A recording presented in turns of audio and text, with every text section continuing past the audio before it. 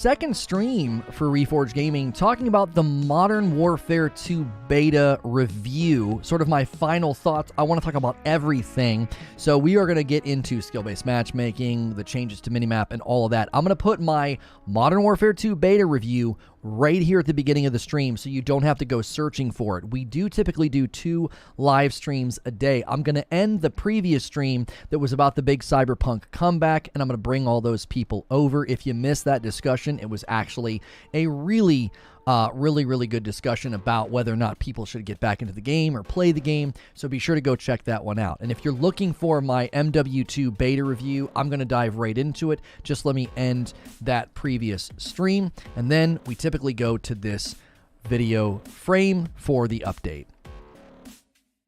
This is a Reforge update. The Modern Warfare 2 beta is over after 2 weeks. Many people weighing in with their thoughts. I wanted to give you my full MW2 beta review. We're going to walk through graphics, sound, gameplay. I am going to talk about the skill-based matchmaking, the cheating, and the hot debates about red dots on the minimap and Dead Silence and all of that. So make sure you watch the entire video. If you like these quick updates, hit subscribe and the bell button and check out Reforge Gaming where I stream live. So let's just talk about the good stuff, the stuff that I actually think they did a really good job with before we get into the hot debates and the things that people are disagreeing on.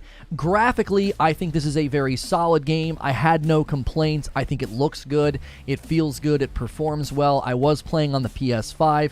If there were issues with lag or hitching and things like that on PC, I didn't experience that because obviously I was on PS5. Now the muzzle flare and the smoke, I do think they need to work on that. Within the graphics, I think that really affected gameplay, made it really hard to see, made it hard to track your enemies, and they did take notice of that. They did say they were looking at that. I think the guns and the maps and the cosmetics are great. I like the way everything looked. I like the way that the guns, especially when you go into the menus and stuff and look at them, they did a very good job. I'm sure cosmetics will be very popular in this game. So graphics, nothing very major to say there. Sound, I actually think sound is one of the high points of the game. It sounds very good. The guns sound tight and crisp, and the environmental sound, you're hearing things from far away, very solid. However, this is also a low point of the beta. The sort of elephant herd that is just storming through the map at all times. Footstep audio is still in a weird place. It's actually the opposite problem that you typically run into in games like this. Usually you can't hear anybody, and in this game you can seemingly hear everybody. So they are going to tweak that. I think that is related to some of the Dead Silence complaints and some of the complaints about the minimap. It is difficult to sneak around because your footsteps are so loud. But generally, the sound design in the game I found to be very enjoyable. It made me really look forward to playing through the MW2 campaign. As far as gameplay goes, I feel like the guns feel tight. Hit detection seems mostly good. I will say that hit detection sometimes doesn't feel so hot. That seems related to when you're on crossplay. There is a little bit of latency baked in. There were times where the M16, the burst fire, I couldn't get any consistency out of it. I would put it on a body and it would go up their body and not hit, and then the very next shot would land. It was very inconsistent. I don't know if that was desync. I don't know if it's something part and parcel to the gun itself, but hit detection was mostly good. When I turned off crossplay and played on the smaller maps, I never really had any complaints about hit detection. Every once in a while, I would have those fights where I would say, man, I feel like I shot first. That is sort of a packet dropping latency issue in any game like this, but by and large, I had no major issues with hit detection or lag. As far as gameplay with respect to the equipment, the perks, and the streaks, I thought they were fine. Nothing major. I didn't feel like anything was truly lopsided or broken. Now, obviously, we couldn't use everything, so there could be some busted builds once the game comes out. The metagaming and the optimized builds will certainly descend on the game. I thought the modes and the maps were well built. I enjoyed my time in them. I thought Invasion was probably the most sort of, casual sort of fun and sort of throwaway fun, but that's related to the next subject, the skill-based matchmaking. This is probably one of the most egregious and over-tuned skill-based matchmaking systems I have ever dealt with. It was truly horrible and game-ruining, and I do mean that. It was game-ruining. I'm an average to slightly above average player, and when I had a good game and led my team, even in a game like Invasion, it made the rest of my play session abysmal. I was getting put into modes I'm sorry, I was getting put into games against players that were just incredibly far out of my league. I don't mind playing against players that are better than me, but it was very obviously slanting the game against me after just 1 or 2 games.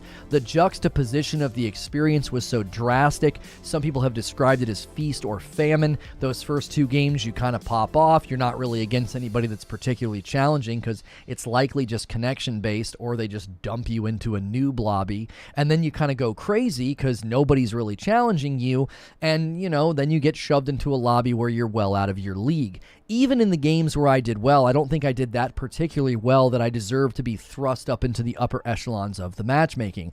Not only that, there's very blatant lobby balancing in Invasion. I sort of showcased that with the scoreboard at the end of one of my games. I had 2 pretty good games in Invasion, and then the third game, when you looked at the scoreboard, it was so painfully obvious that they had stacked everything against my team. They put all the good players on one side, and everybody on my team played terribly.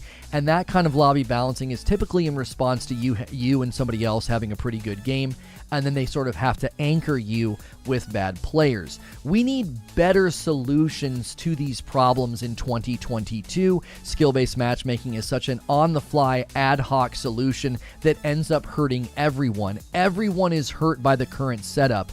Average to below average players are going to have good games, and if all it takes is 1 or 2 good games to put you in the meat grinder and the absolute ringer of skill-based matchmaking, people are going to put this game down very, very quickly. This idea that we need to protect players from having a bad time is well intended, but all you end up doing is giving me a bad time.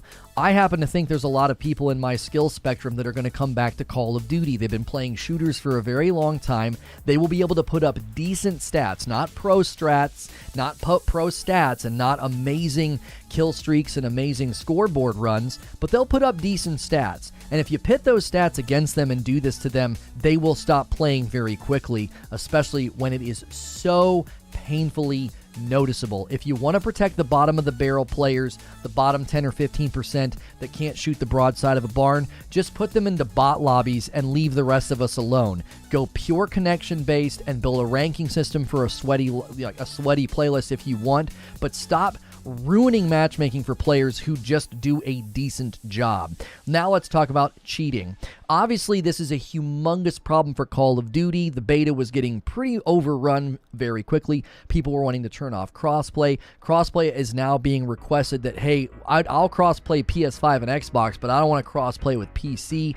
Allowing people to play with PC users is fine, like if your buddy plays on PC, but I don't want to play against the PC platform. That's where most of the cheating takes place, and I have a PS5. If I pay for your game and I'm paying for PS Plus and I'm paying for internet access, the last thing I want to do is play against a demographic that is known for cheating. Nothing against PC players, but you have to know that's where the cheaters tend to hang out. And it doesn't fix it by saying, oh, we'll only match controller players against controller players. Most of the cheaters use a controller. Even some of the big name streamers that have been accused of cheating, some of them I think are blatantly cheating. A lot of them use controllers. So cheating needs to be addressed. They need creative solutions. One of the ones that I proposed is just start putting cheaters in bot lobbies and have the bots play at a reasonable skill level, and most of those people are probably too dumb to catch on because they're just steamrolling through the map, snapping and looking through walls and killing people very quickly. That would probably take care of a certain percentage of those players for a very long time. They just wouldn't catch on to the fact that they were in bot lobbies, okay? And also think through creative solutions for crossplay. Last but certainly not least, let's talk about the hot debates. The red dots on the Minimap. Holy moly, is this a hot debate? And I actually think they might need to change this depending on the mode. The more I have analyzed the decision and the philosophy behind not making a red dot show up on the Minimap just because someone is shooting, the more I have thought that that philosophy is not a one-size-fits-all philosophy. It doesn't fit with particular modes. I think game modes like Invasion in Ground War, it's a great idea. It's better to use sound in those environments. They're bigger. It creates more emergent, more dynamic gameplay. It actually is more exciting. People are then sort of feeling empowered to take shots and to shoot, whether they're in the open or on top of a building, because they know they're not going to immediately show up on radar. It leads to more engagement and less camping in those game modes. However, it promotes camping in certain game modes where you don't want to see that be such a normative psychological response. Team Deathmatch and Free-for-All, I would actually think maybe they could reevaluate having very quick pings. Maybe it only appears for a very quick second when someone shoots their gun on the minimap, not make it so blatantly obvious, not make it so easy to find out exactly where somebody is, because it does promote more tactical, more careful gameplay, but I do think that might empower people to push campers and stop campers in the game modes where camping can be absolutely game halting and game flow disrupting. So this is something I do think they need to consider, that the red dot on minimap from a gun shooting, that philosophy I don't think can be a one-size-fits-all. Well, it either shows up or it doesn't. I think it's going to need to be particular to the game modes. That's my suggestion. Let's talk about Dead Silence. From everything I've heard, Dead Silence probably needs to be tuned. It seems like they've overcorrected quite a bit. I do think they need to leave it as a field upgrade. I've argued recently in a short that the last bastion of player feedback is sound, and if someone's running perks and playing in a certain way that they don't show up on UAV and they don't make any noise with their guns, the last thing you can rely on is footsteps, and I think that that's probably a good decision to leave it as a field upgrade. But from what I can gather from the community, it's been very much overtuned and baked, and it's very difficult for people to use it as they traditionally did. It will likely not get used very much at all given its current state. Last and certainly not least, the Gunsmith 2.0 unlocks. The UI is awful. There's zero explanation about how to get things, how to unlock things. It's redundant, it's confusing.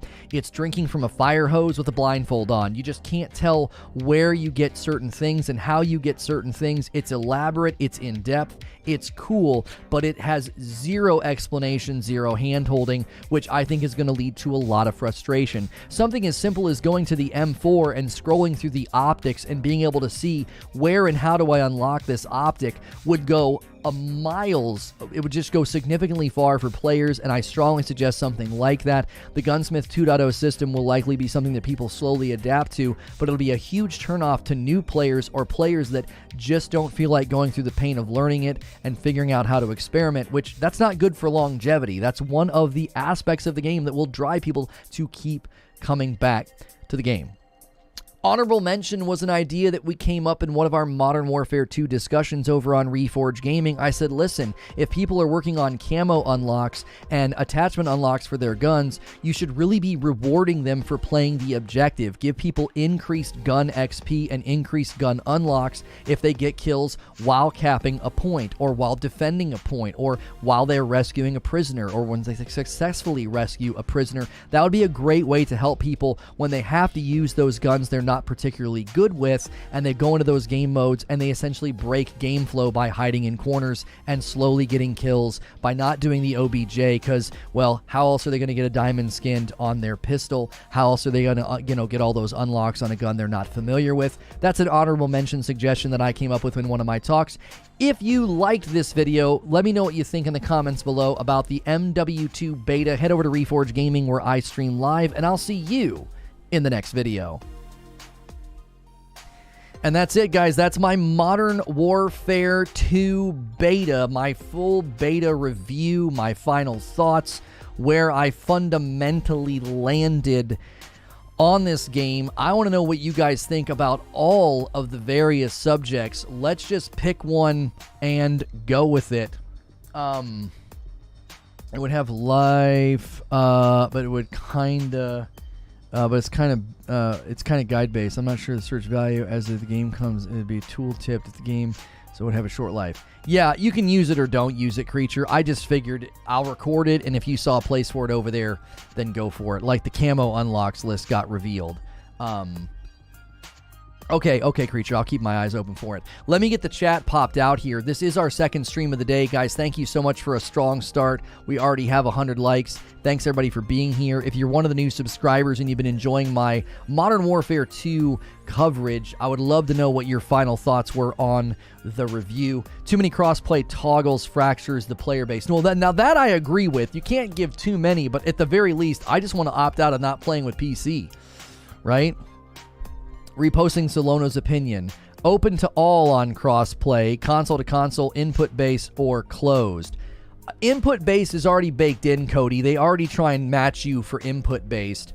I definitely think I should be able to say I'm open for crossplay console to console. I think it's just 2 checkboxes. It's either on or off, and you just pick, is it on for everybody? No? Okay, off. Okay, the next line should be console crossplay, on or off. That's it.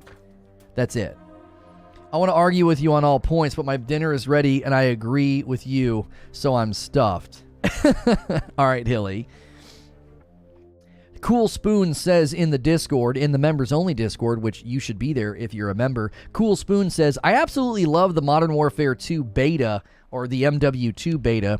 Recent Call of Duty games rewarded thirst pushing for kills way too much. I like that this one slowed it down just a tad. Crazy pushing is still viable, but not easily the best way to play. Also loved third-person mosh pit and ground war. The recoil was in a good spot too.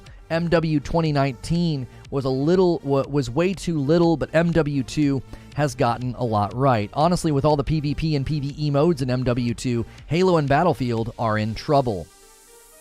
I think console crossplay will never happen, especially with Microsoft buying them. What do you mean? Console crossplay is in the game right now, homie. I can play with anybody. What are you talking about? Like, that's already in the game right now. You can play right now with anybody. You send them an invite through the Activision friends list thing, and then they're on your friends list inside the game, and then you send them an invite and can play with them. Anyone have issues with netcode? Shoot 6 times but die to 2 bullets? Okay, so strictly gaming, that is a latency issue that is been in Call of Duty probably since I played Modern Warfare 2 back in the day. You shoot first and you die anyway, and then you watch the kill cam and like you didn't shoot anything. All that is a host to client resolution problem. They shot before you according to the host, but you don't experience that. There's just enough latency for you to be like, wait a minute, I went ba ba ba ba ba, 1, 2, 3, 4, 5. You shot 5 times, and they go and you're dead. And you're like, huh? And then you watch the replay, and you shot like 2 bullets, and they sprayed you down. The beta was unplayable for me. The lag was insane. Yeah, I wonder if regionally, maybe the West was dominating Valiant, so maybe you just couldn't get enough people in your region, so maybe it was bumping you over here. I don't know. I can't imagine playing a game that's this fast with this level of TTK. I can't imagine playing with the 150 ping that you guys over in the UK, usually when you would play Fortnite with me, you'd be in like the 150s and I'd be in like the 50s. If you're just tuning in, my final thoughts on the Modern Warfare 2 beta review, I've given them. I've got some discussion questions for you guys.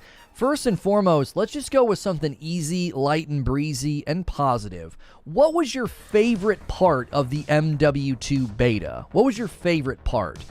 My favorite part was the fact that I could play a big, lots of gunfights game mode, and I got lots of unlocks when I was in there. I think my favorite part was Invasion. The first thing that I tended to gravitate towards was Prisoner Rescue, but that turned pretty sweaty really, really fast. I get it. You're going to have to stack up and talk like, a frickin', commando to win that game. But I had so much fun in Invasion. I had a blast in that one. I think that might have been my favorite part. What was your favorite part of the MW2 beta? The Modern Warfare 2 beta, ACM says their favorite part was the maps. I thought the maps were well designed. I didn't have major issues with the maps, although it did seem like some people really, really disliked the museum map. That did seem like people didn't like that one as much. You like the SMGs?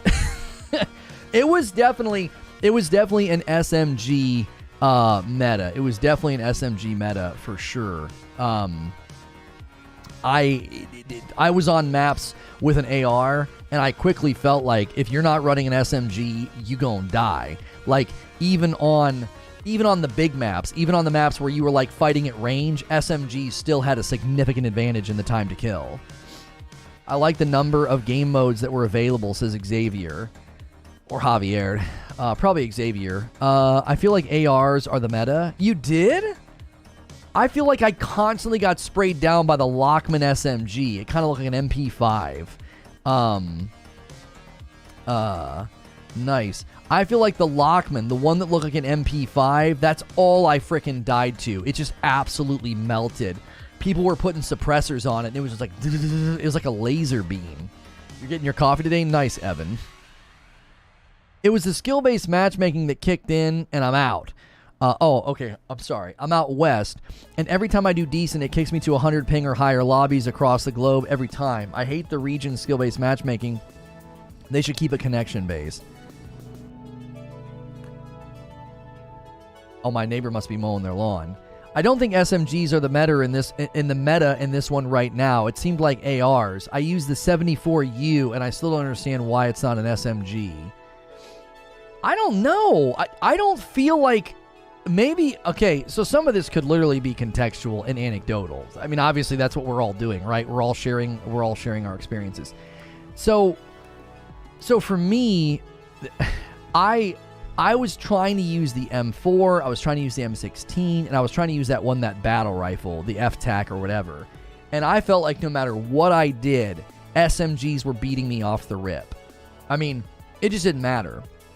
There was multiple times on Invasion, I saw a guy, I drew down with the AR, and I'm like, bap, bap, bap, dead. And then you watch the kill cam, and they're using some SMG, and the SMG doesn't even move. It's just like, brrr, and you're down. The SCAR was very strong. I didn't get to try out the SCAR. I didn't get that far. I put in a good amount of time. I got to rank 17, I think. I think I got to rank 17, and so I didn't get to try out the SCAR. I wish I could have. Guys, do me a favor, with almost 400 people here, let's shoot for 200 likes if you're enjoying my coverage. If you came from the first stream, keep in mind, this is our second stream of the day. If you've been listening to me all morning, do me a favor and give me that second like of the day. Just as a thought, I got on, no matter who they put me and my boys against, since NamClan marked everyone, can't wait for the game to come out. So wait. Just as I thought, I got on no matter who they put me and the boys against. What you talking about, Gilbert? One thing I do need them to do is to balance out attachments. A lot of them didn't work, and ADS times for SMGs is way too slow and across the board. Yeah, somebody said they were watching a content creator, and the content creator said that the M4 felt better with no attachments. And I was like, well, because virtually every attachment that you put on the M4 hurt its handling. So it's like, well, yeah, it probably made it more accurate and more stable, but you probably were also getting, it was slowing it down.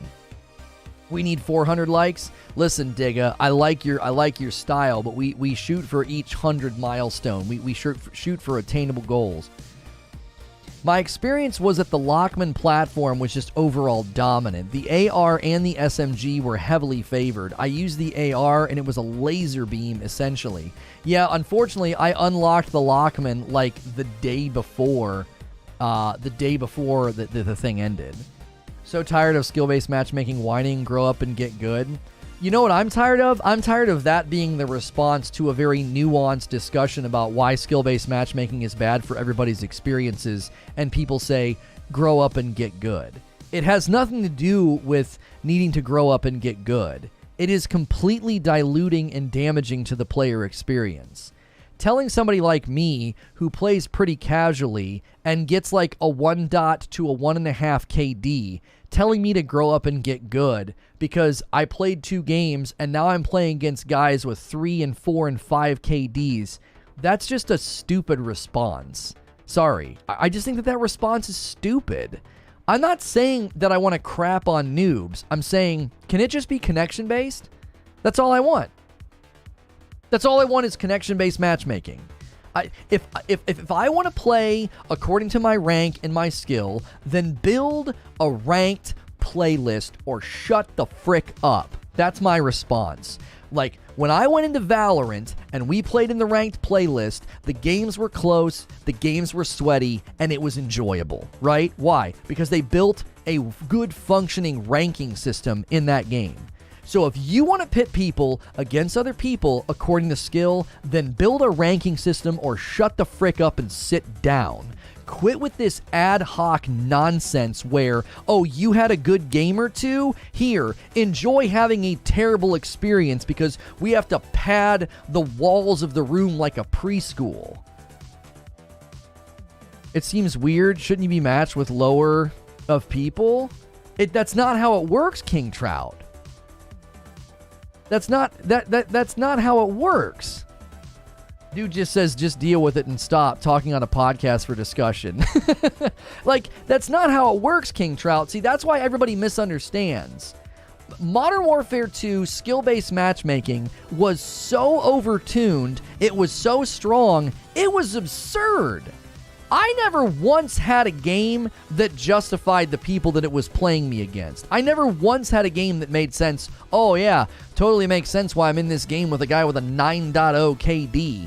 It totally makes sense why you put me in an invasion game and 16 people on the other team went positive. And on my team, 4 of us went positive. Like, what the frick?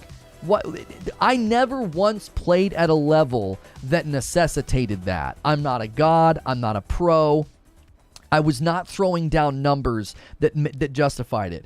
It's just stupid, on-the-fly, ad hoc nonsense. It's like, oh, you had a good game. You were at the top of the leaderboard. You got a 2.0 KD. I guess we need to find other people at the top of leaderboards that have 2.0 KDs and put you against them.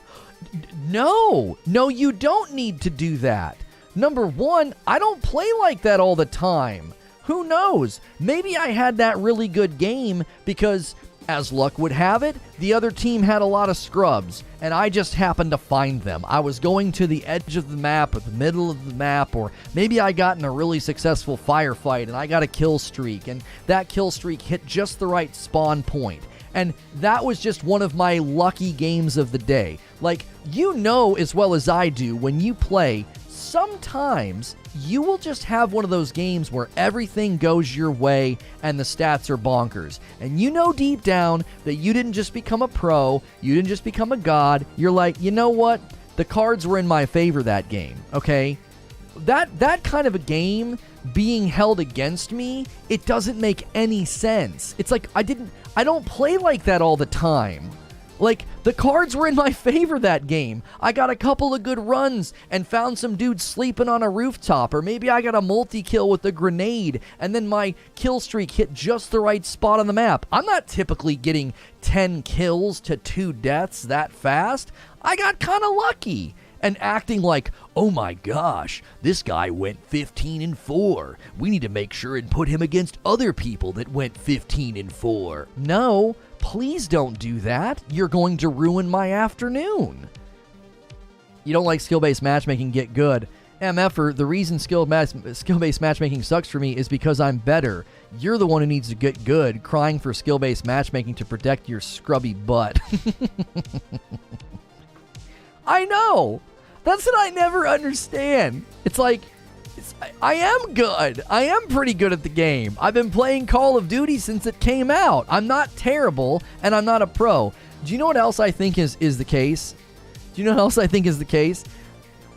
I said this in a comment to a guy. He left a comment on my skill-based matchmaking reaction video. If you guys like reaction content, we have a reaction channel, and I reacted to a guy's video about skill-based matchmaking. And, this guy left a comment like that. He was like, just get good and quit crying. And I was like, listen. I've been playing shooters for a really long time. I'm an average to an above average player. And I'm going to be honest with you. I'm never going to get much better than I am right now. I'm not. This is where I live.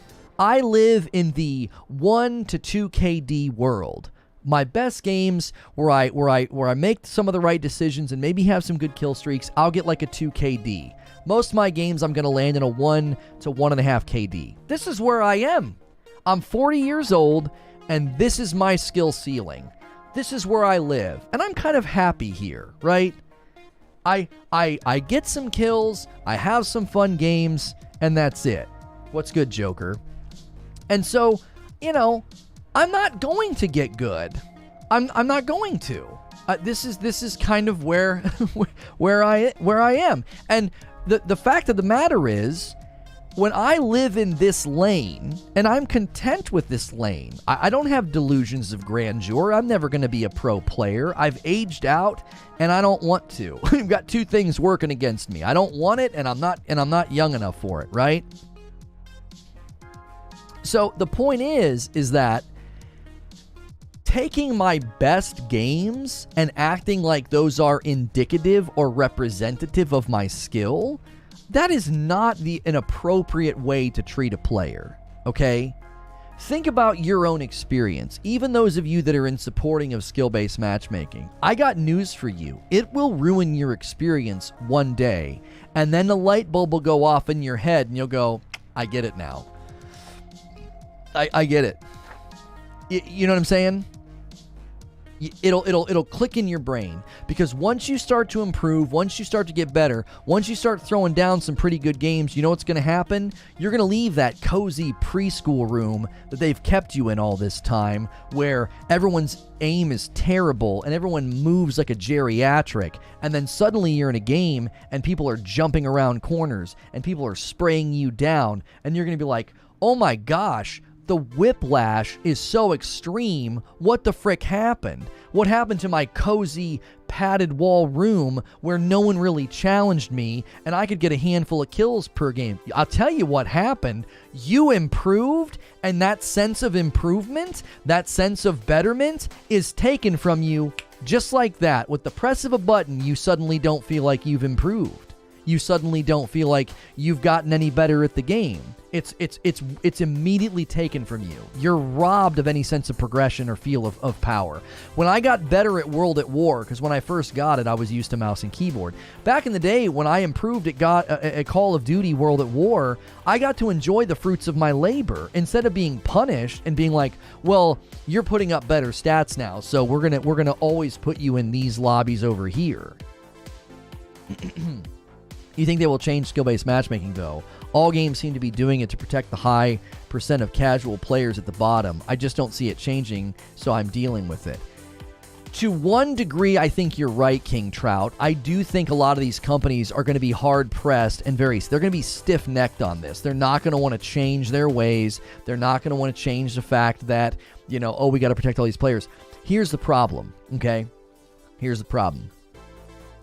Game devs need to come up with a solution that doesn't hurt one to help the other. You have to come up with a solution that isn't making me want to pull my hair out. I am not the devil. You don't need to protect the bottom of the barrel from me. I'm not that good. But you treat me like I'm the boogeyman. It's like, oh no, you're too big and awesome. We can't have you playing against these players. Yeah, we got to put you up here in this bracket. And I'm sitting here saying, I'm not that good. What are you talking about? Now, I don't lack self-awareness. I'm not acting like I'm a total noob. I've been playing shooters since Wolfenstein 3D, Call of Duty, Quake 3, Unreal Tournament. I've been playing shooters for so long, you put a controller in my hand, and after about an hour, I'm going to be a pretty proficient player. I'm not going to be a pro or a god, but I'm going to be middle of the pack or higher on my team every game. Now, some game modes that are objective-based, if you die, if it's round-based, and you have a couple of bad rounds, well, certainly, yes, I won't be in the middle of the pack or higher. But if you put me in Team Deathmatch, if you put me in Invasion, if you put me in those games where I can just kind of rely on my own skill, I'm going to be middle of the pack or higher, okay? That's just where I land. And you're ruining my experience in the name of protecting someone else's experience. And that's where the rub is, because I'm telling you right now, people in my bracket will quickly walk away. They'll be like, this just isn't any fun. It's always sweaty. I'm always getting stomped. It just isn't fun. Why do I want to play a game where I'm getting stomped? The very reason that people justify skill-based matchmaking is to protect people from getting stomped. Have you watched any of my streams where I play this game? One or two pretty good games, and then I spend the rest of the day just infuriated and getting stomped and not having a good time. So no matter what, the current trajectory of skill-based matchmaking is that somebody's day is getting ruined. You're just deciding whose day is ruined instead of letting just skill and the luck of the draw determine it. Instead of just letting connection-based matchmaking determine who has a good game and who doesn't, well, the team that rallied, the guy that went off, the guy that popped off, the guy that activated, that's how we determine, who has a good game or not. Well, that's not what you're doing. You're manipulating the outcome in the background. You're doing skill-based matchmaking. You're doing lobby balancing. You're doing all these things to the point that you've overbaked the cake so much I don't want to eat it. A very loose form of skill-based matchmaking is fine, says Eugene. If you're not going to isolate the bottom 10% or so, your skill-based matchmaking needs to be very loose to the point that I can't feel it. That's what I'm saying. It like what Valiant's saying, it ruins games that don't have ranked modes. Part of learning is something being exposed to players that are better than you. You need to see how they play and experiment with those strats. Right, but what I'm saying, Enigma, is it's freaking whiplash, bro. It's whiplash. It's not like I'm suddenly in games and I'm like, oh, that guy's pretty good. Oh, wow, yeah, these guys are pretty good players. It's literal whiplash. It's, oh, hey, I had a couple of good games and, yeah, we didn't score any points. They just ran the server, I had a couple of good games and now I'm going against people who have triple my KD. It's like, and you know what's funny? You know what's absolutely hilarious in this discussion every time it comes up?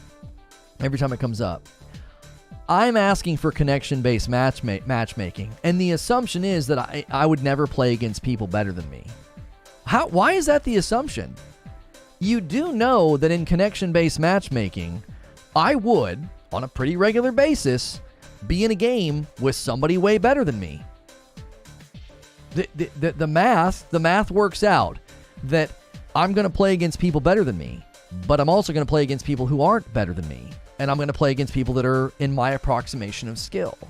Like, the assumption that, like, oh, if you turned off skill-based matchmaking, players like Lono would just crap on people all day. I'm like, how's that work out? Like, I'm still in the middle of the pack. I'm still going to land in games with godlike players. I'm still going to land in games with extremely high-level players with connection-based matchmaking. I'm literally asking for a system that opens me up to play against god-tier players. I'm not against that. I'm against it being done in an inorganic, mechanical way of, you had a couple of good games, so now it's going to be hell. Buckle up. I completely agree. It rockets you up to these lobbies where you're outmatched and it doesn't let you back down. Oh, you were agreeing with me, Arch Enigma. I see what you're saying. You have to experiment and learn new strats by playing against people that are better than you, but it can't be so drastic. I feel similar to you. I'm good and can go good, but not against pros, I get my butt handed to me over and over. Good points, Lono. I'm interested to see if there's backlash when the game launches. Another game recently introduced what they described as very loose skill-based matchmaking, but the player said it was very strict. Who's right? Well, yeah, this gets tough. Robert, because here's what happens. If they come out and they say that skill-based matchmaking is turned on, do you want to know what people are going to do?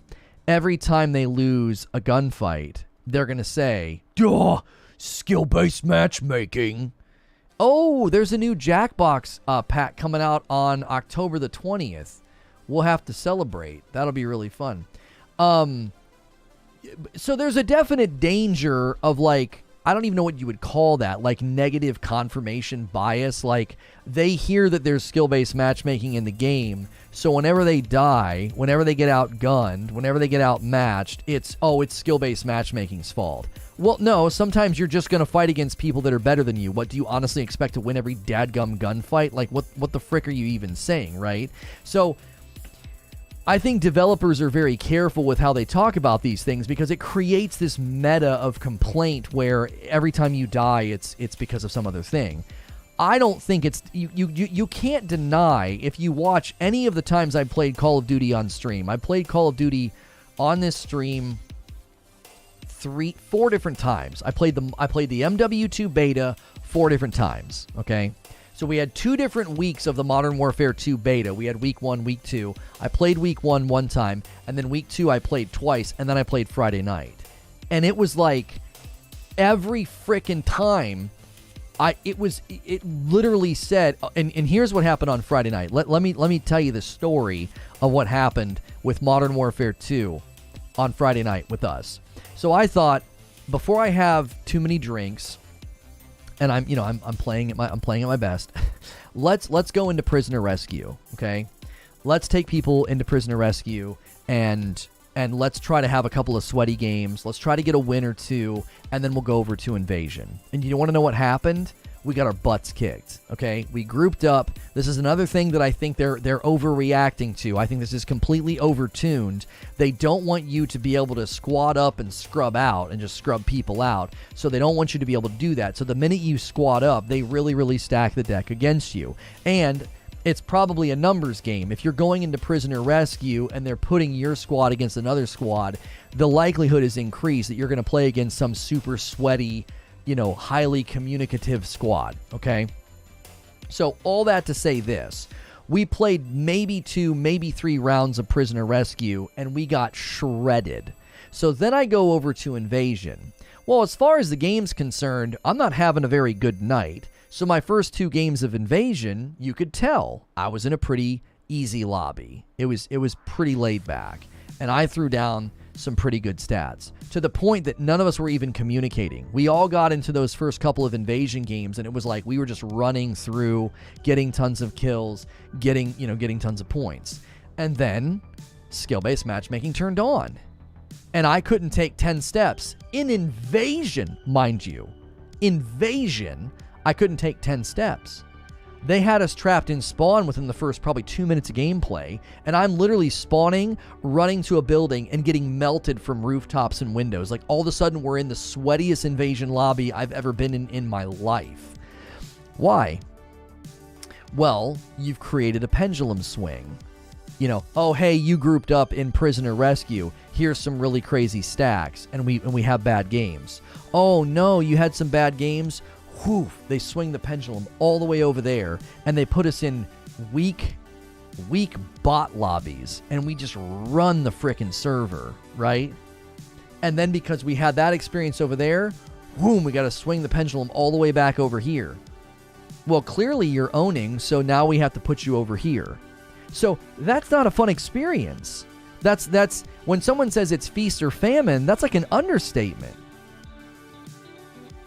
Paul, I think she is moving. I just think she's being careful with how she talks about it. I think Miko will be 100% streaming on YouTube in a year.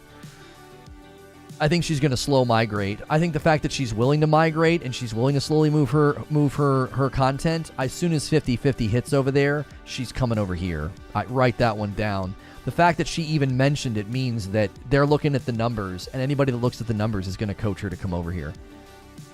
First games were full squadded, and we had new players on our team and mine and yours MMR dragged our entire team into lobbies the other members of our team shouldn't be in, not to mention we got cheaters. Okay, that's another fair point that Eugene has brought up. This is a completely new shade of light to shine on the subject. So Eugene and I have been playing the Modern Warfare 2 beta quite a bit. He's a better player than me, so he's higher ranked than me, has better stats than me.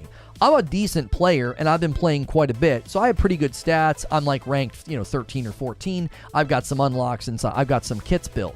And so we got brand new people on our squad. We had people that were ranked like 2, 3, and 4. Like they've barely touched the dadgum thing. And we got put into lobbies with full stack, level 16 and 17 players. They're just all the way up there in the teens. They've been playing a bunch. They're fully kitted. They're ready to go.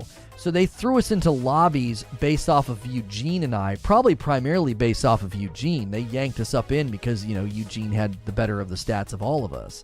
And what that does is, this is another thing that people don't consider when they talk about skill-based matchmaking, is you disincentivize people playing with their teammates. Oh, don't bring him. No. That guy's a god. We're going to have to play against... Oh, no, I don't want to do that. That started happening in Fortnite. I would play with Braden, and Braden was a very, very good Fortnite player. And the lobbies that I would get thrown into with him, it was misery. I couldn't do anything. It's like, what? Yeah, I'm dead. I'm down. Yeah, no, I got lasered. I don't. Oh yeah, that guy pushed me. He built 18 buildings around me in 5 seconds. I don't even know what happened. I broke my neck trying to track him, and now I'm dead. There's a number of streamers moving over. Pim and Wubby talked about it a few streams ago. Yep. I love it. Skill-based matchmaking makes people change their playstyle, period. Wonder why they became so campy. Oh, you know what's funny about that, Stavros? I didn't even think about the fact that when you have an overtuned skill-based matchmaking system turned on, it does make people psychologically turtle up because they don't feel empowered to run around and do anything. That's actually a really, really good observation. Think about that. No, think about that, seriously. Think about the fact that if you're having a couple of good games and then you're suddenly in lobbies where you're grossly outmatched, what's the psychological response? Well, you're either going to back out and rage quit, or you're going to pucker up, turtle up, and hide. That's an excellent point, Stavros. People complaining about the camping meta.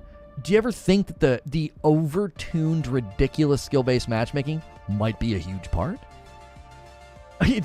Wait, well, yeah, I was running around having a good time, and I'm getting freaking baked. Well, time to hide with claymores. I'll get a couple of kills, for frick's sake. Piazor with a 5-spot tip through Super Chat. Is it just me, or has COD just become a yearly, how can we make you spend ridiculous amounts of skins machine? I just can't take the game seriously. You know what's sad, Piazor? I actually really, really enjoyed my time in the MW2 beta. I thought the Modern Warfare 2 beta was a blast. Do you know what ruined it? Something that's not in the game. That's not in the game.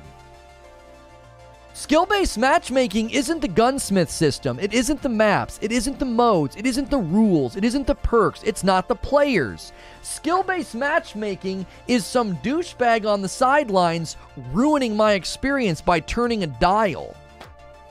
That's the crazy thing about it. Like, my Modern Warfare 2 beta was like 8 minutes of nothing but positive things to say, and then I'm like, skill-based matchmaking essentially ruined my entire experience. I don't even want to play the game now.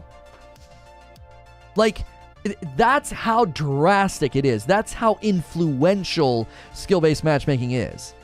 It's like a wrecking ball. It's like you're trying to play Jenga with a black lab puppy in the room. Like our neighbors just got a black lab.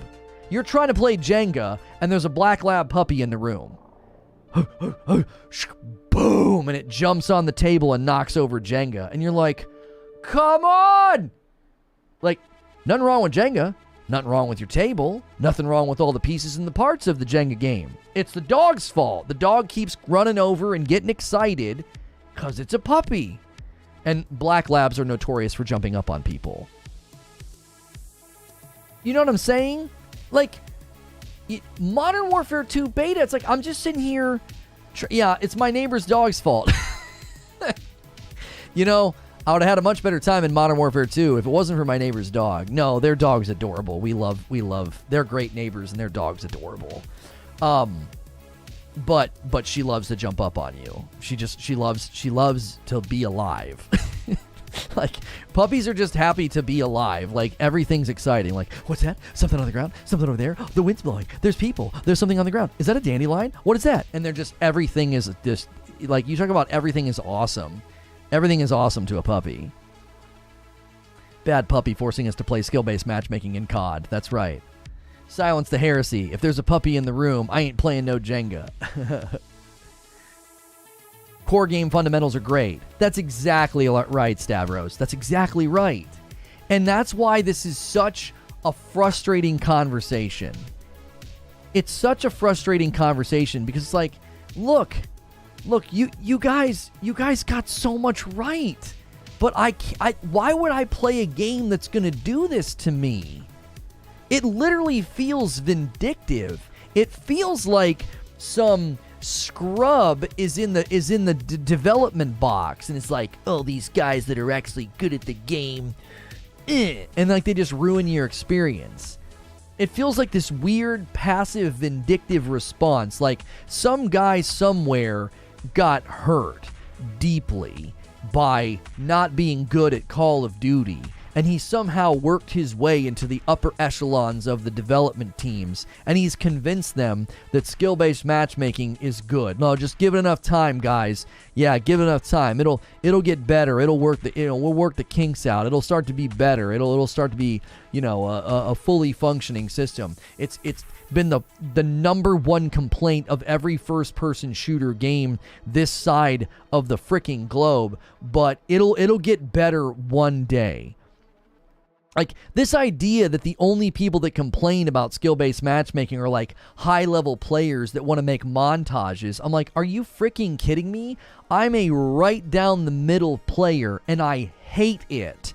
I have stopped playing game after game after game because of it. Because I'm an average to slightly above average player, and it ruins my experience every time, and I walk away. You don't want to play people that are better than you? You don't want to get good? I want to have fun. Yeah, I don't have a sweatband. I'm not going to snort G Fuel off the table, and I'm not going to no-life this game to try to compete. I'm playing for fun, man. And I can win and lose gunfights, I can win and lose games, but when I'm getting my face stomped into the curb because I had a couple of good games, I'll walk away from your game every single time. And I'll take all my money with me, and so will all the people in my demographic of skill. They're not gonna stay. Some guy got schooled in the original Modern Warfare and World at War, and now he's exacting his revenge. They turned casual into some sort of esports ranked fiesta. Right? That's what it feels like. I just started using my teammates as human shields when got campy. Makes me a jerk, but it worked against campers. Only when I played solo, though. Yeah, you just kind of run behind your teammates. You're evil, and I like your style. Cool Spoon says, how and when did skill-based matchmaking get pushed to these extremes? Back in Modern Warfare to Black Ops 2 era, I don't recall anyone complaining about it. I'll tell you who did it. I forget his name. It was Black Ops 1 pub stomping comment. I can't remember his name. There's a guy, his last name starts with Z or something. I can't remember his name. There's a guy that was in charge of Black Ops 1 or Black Ops 2, and he made some kind of a comment about pub stomping and why they were turning on skill-based matchmaking. And I can't remember his name. He was in the upper echelons of Call of Duty at the time. And there was an interview about this. And he said something to the effect of, it might have been Black Ops 2. Yeah, it might have been Black Ops 2, where there was an interview about this, and they were asking him about it because people were expressing their frustrations. His last name starts with like a Z or a V. I forget his name. He's like a is it Vondahar? Is Black Ops 2 Vondahar? What's his name?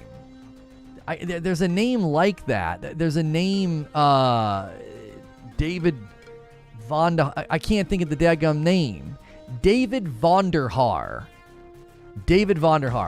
I'm fairly certain that he was the first person I ever heard publicly talking about pub stomping. Okay? So during Black Ops 2, it was blatantly obvious that the skill-based matchmaking was like atrocious. And David Vonderhaar did an interview, and he talked about something to the effect of, we don't want people we don't want people to pub stomp, right? Yeah, it's David Vonderhaar. He's a game designer and director at Treyarch. He's best known for the development of multiplayer in World at War, Black Ops, and Black Ops 2, and Black Ops 3. So he's been around for a long, long time. And so he does this interview where he mentions pub stomping. And I remember reading the interview and feeling like a part of my brain died. I was like, wait a minute. Let me understand something here. So me and my friends go into an objective-based game mode like Headquarters or Team Defender, where you're supposed to be communicating and working together to win the game. And if we do that, if we organize, if we party up, if we use the systems in your game to do what the game is asking us to do, you're calling that pub stomping. It was at that point that I realized their philosophy and their goals for Call of Duty were not in line with mine. Because it doesn't make any sense to tell people this is a team-based mode, it has an objective, but we don't want people to pub stomp. What in the frick did you make the game mode for then? Why would you make a game mode that requires communication, teamwork, and working together, and then say, but we don't want people to do that? That's quite literally asinine. Then don't make the game modes. Just do team deathmatch, just do free-for-all, just do the brain-dead modes that require zero thought, and everyone's going to camp a corner or spam things like NoobTube, because that's all that matters is kill death, right? You don't got to work it, you don't got to flank, you don't got to breach, you don't got to move, you don't got to take control of sides of the map or portions of the map that are more challenging than others. You don't have to do any of that. Just run around and shoot whatever moves, right? So when he said that, I thought, that doesn't even make any sense. Like, make that make sense for me. If people are not grouping up and they're going into headquarters, and they're not grouping up and they're going into Team Defender and they're having a bad time, they should not conclude that there's something wrong with the matchmaking. They should conclude that they're in the wrong game mode. You're in the wrong game mode, bro. You're by yourself. Go play free-for-all. That's too hard. Well, okay. I'm sorry that you're too soft for the game modes that are designed for you to kind of play by yourself and just run around and get kills. You're coming to an objective-based game mode, and surprise, surprise, 9 times out of 10, the people that would go solo into the objective-based modes, they wouldn't even try to work on the objective. Why? Well, because they didn't care about the objective. They were in there working on achievements or unlocks or padding their KD, because that's an easier place for them to get kills because they're a scrub.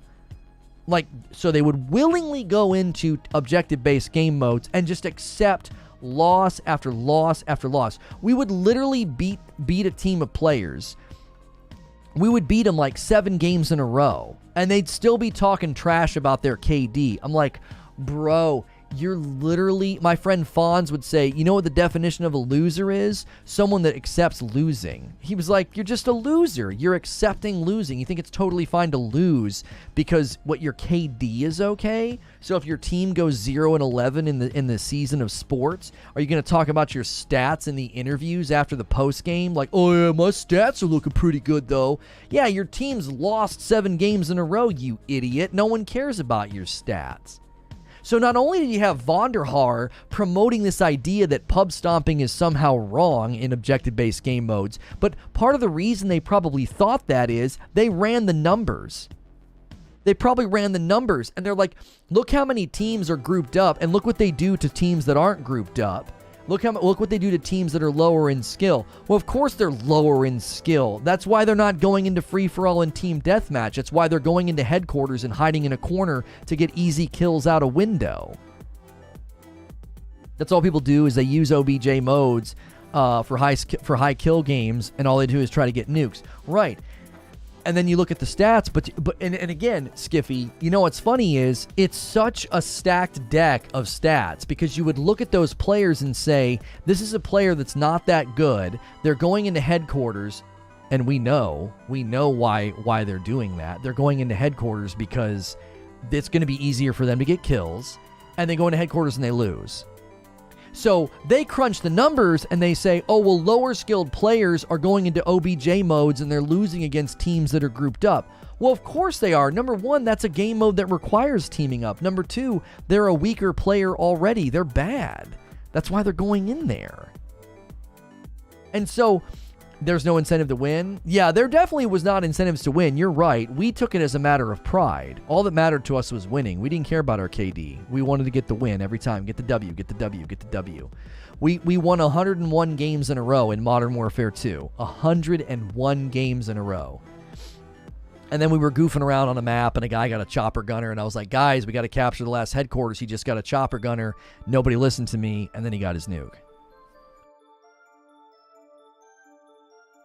Y'all going hard on every game today, huh? I'm excited for MW2. What's good, Distorted?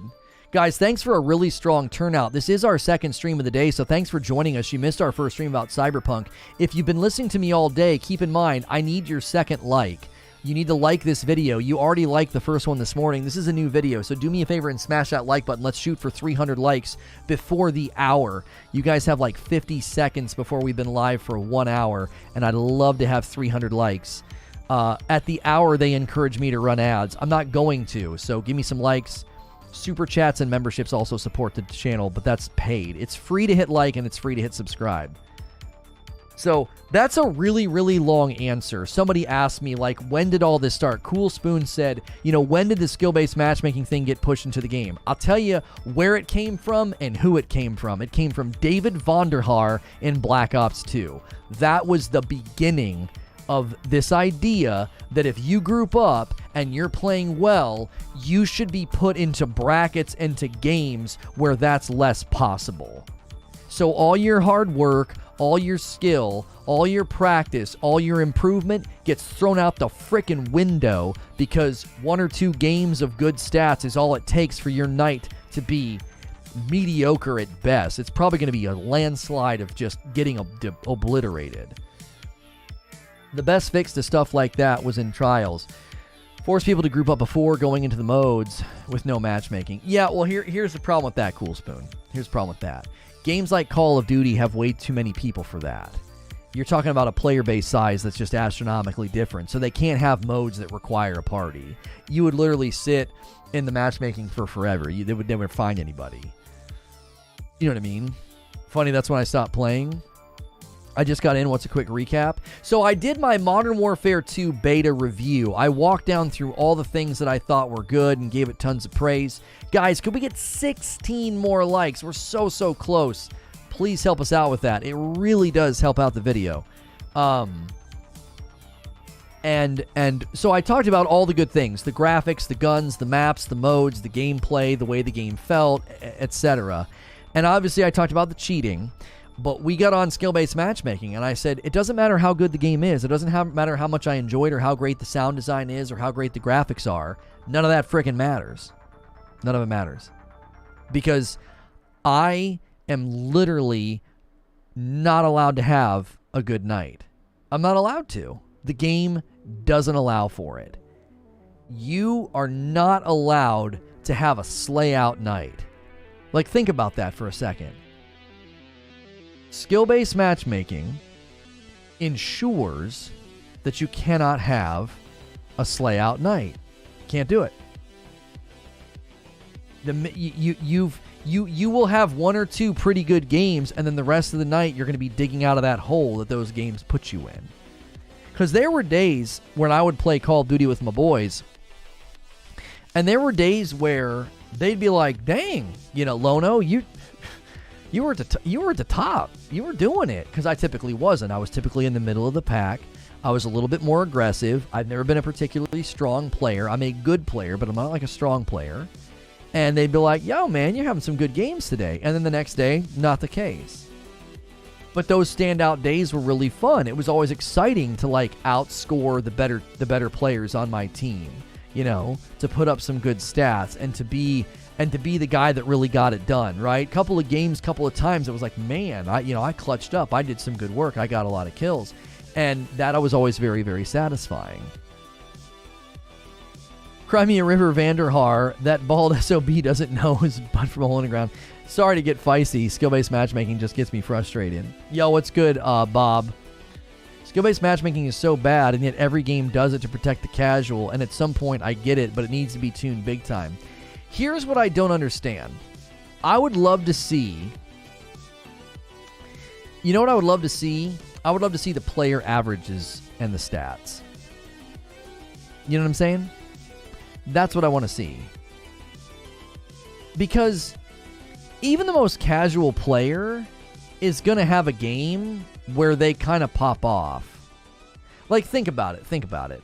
Let's take 20 just absolute potato players and another 20 just absolute potato players, and let's put them in a game of Invasion. There's going to be some guys in there that are better. There are going to be some dudes. There's going to be some dudes in there that can really throw down, and they're not going crazy. But when they're in that lobby, they're going to get some kills, man. They're going to be at the top of the board. No matter what you do, every spectrum is going to have a leader. Every lobby is going to have a top 3. Every lobby is going to have a top 10. So, what aren't they eventually going to get stung by it? Aren't they eventually going to have stats that do the same thing to them? Eventually, they're going to tip over. Maybe it's not during the first week. Maybe it's the second or third week. Eventually, they ratchet up a little bit, and isn't this going to bite them right on the rear end too? One of those has to be king of the potatoes. Yeah, in the land of vegetables, the one-eyed potato is king. Not even just a good game. Some people are just better on certain maps. So them having a tidbit of knowledge and they get punished. Right. Like, there's been a couple of invasion games. I played a couple of invasion games. And I just couldn't get into a rhythm, right? I was okay. I was middle of the pack. I didn't do terrible. Like, I wasn't at the bottom of the board. But I just couldn't get into a rhythm. I couldn't get anything good going, didn't get any kill streaks. So I'm in the middle. And then other games, I was like, oh man, I caught a bunch of those dudes sleeping and I got a kill streak, right? And then I dropped the kill streak in the one spot in the map and it was like, I get all these kills. And I'm like, oh my gosh, that's so satisfying, right? And as soon as that happens, jig's up, man. You're done. You're done, bro.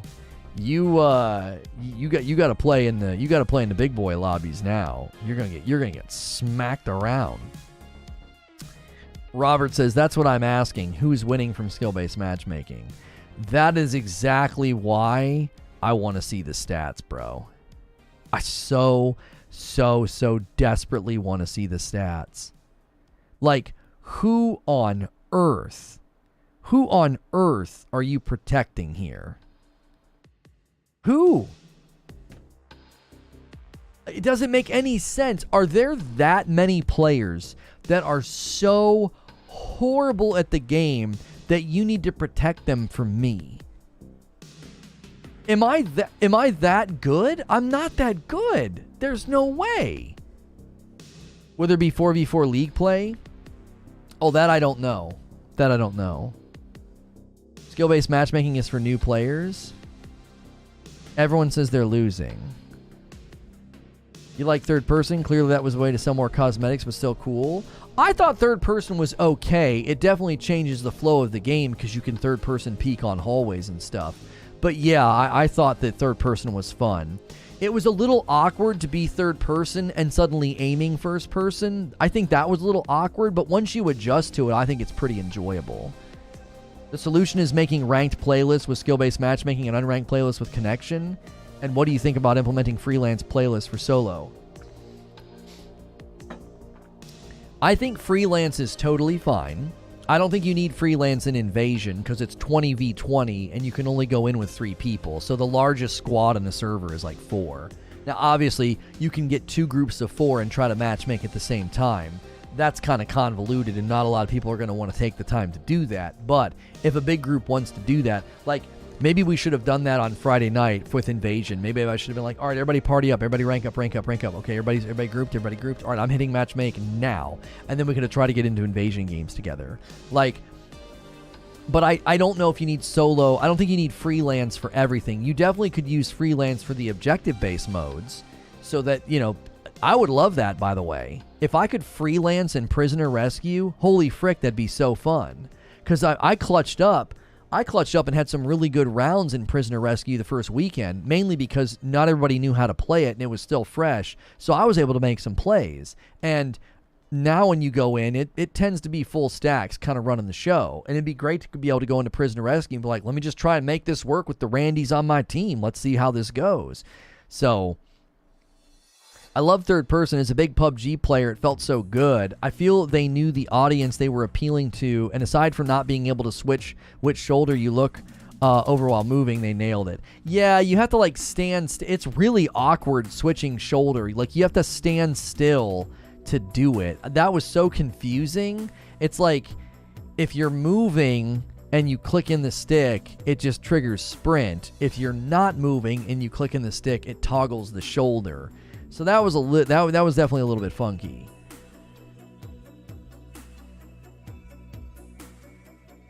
Exactly. Like, Daddy, they keep killing me. I canceled my pre-order. I do not like the direction COD's going. I'm going to wait 2 to 4 months.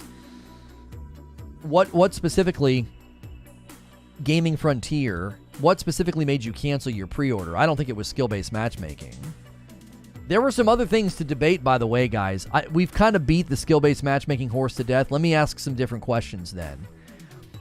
What do you guys think is the best solution for the Minimap debate? What did you think of my suggestion?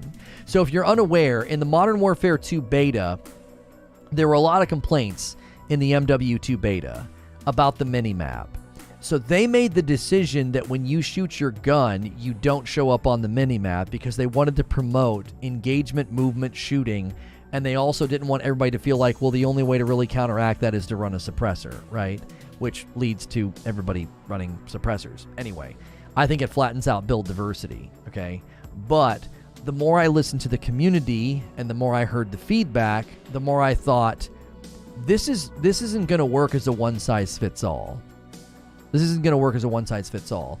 I don't think you can have that in every single game mode. I think for game modes that are larger, like Invasion and Ground War, I think it's totally fine to be like, you don't need people to show up on the radar when they shoot. There's too many people shooting to begin with.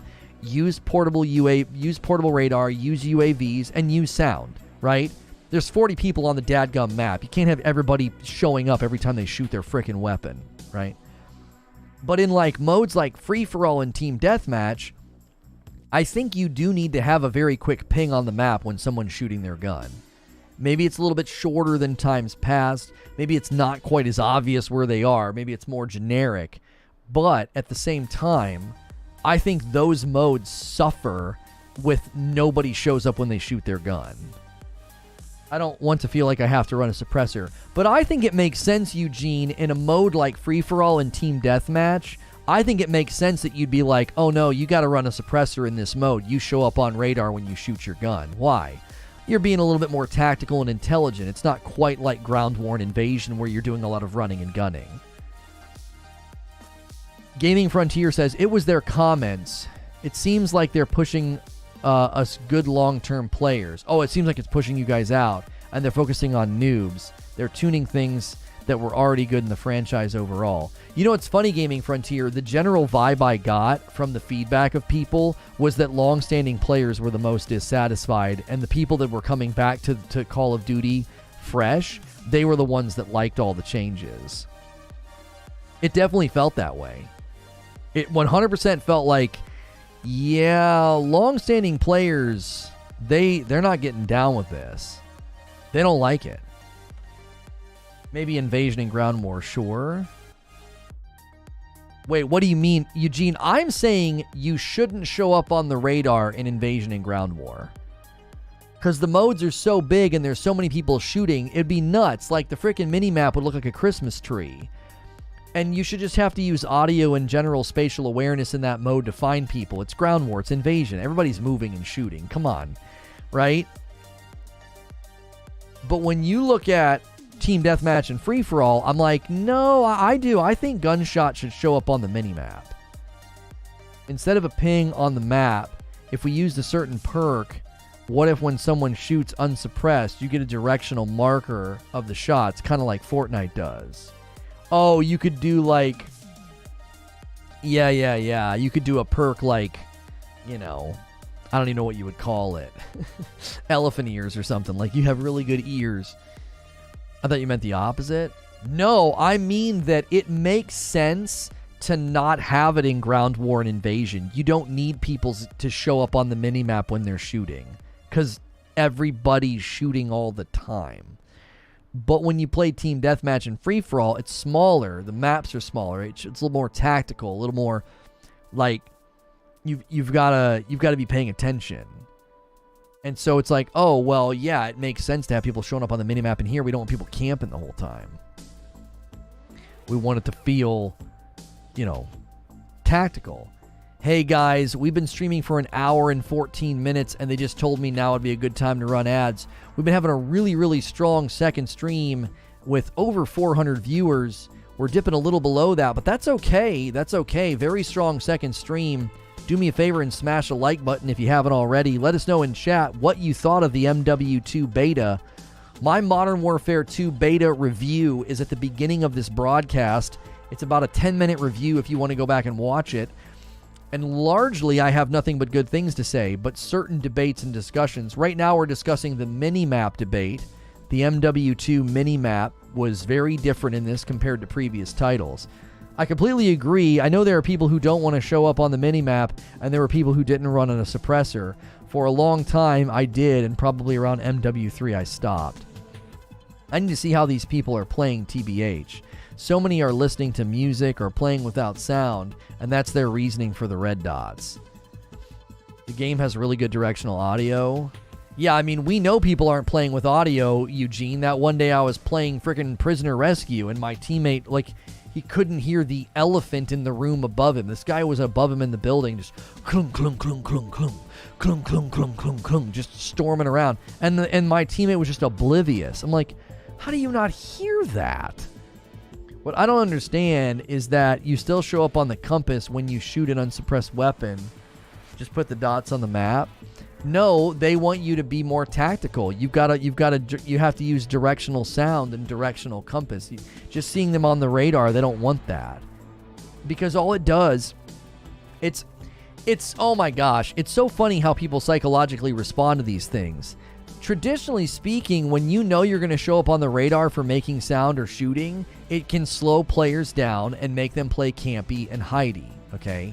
And now people are saying, well, yeah, they don't show up on the minimap when they shoot their guns, so everybody's camping and hiding. I'm like, wait, that doesn't make any sense. Why would somebody camp and hide? They don't show up on the radar if they shoot their gun. Wouldn't that promote engagement? Wouldn't that promote more aggressive playstyles? Wouldn't that promote people rushing around and fighting? Right? It seems like it's a combination of I can't see where they are when they shoot on the minimap, and I can't run around the map and make no sound.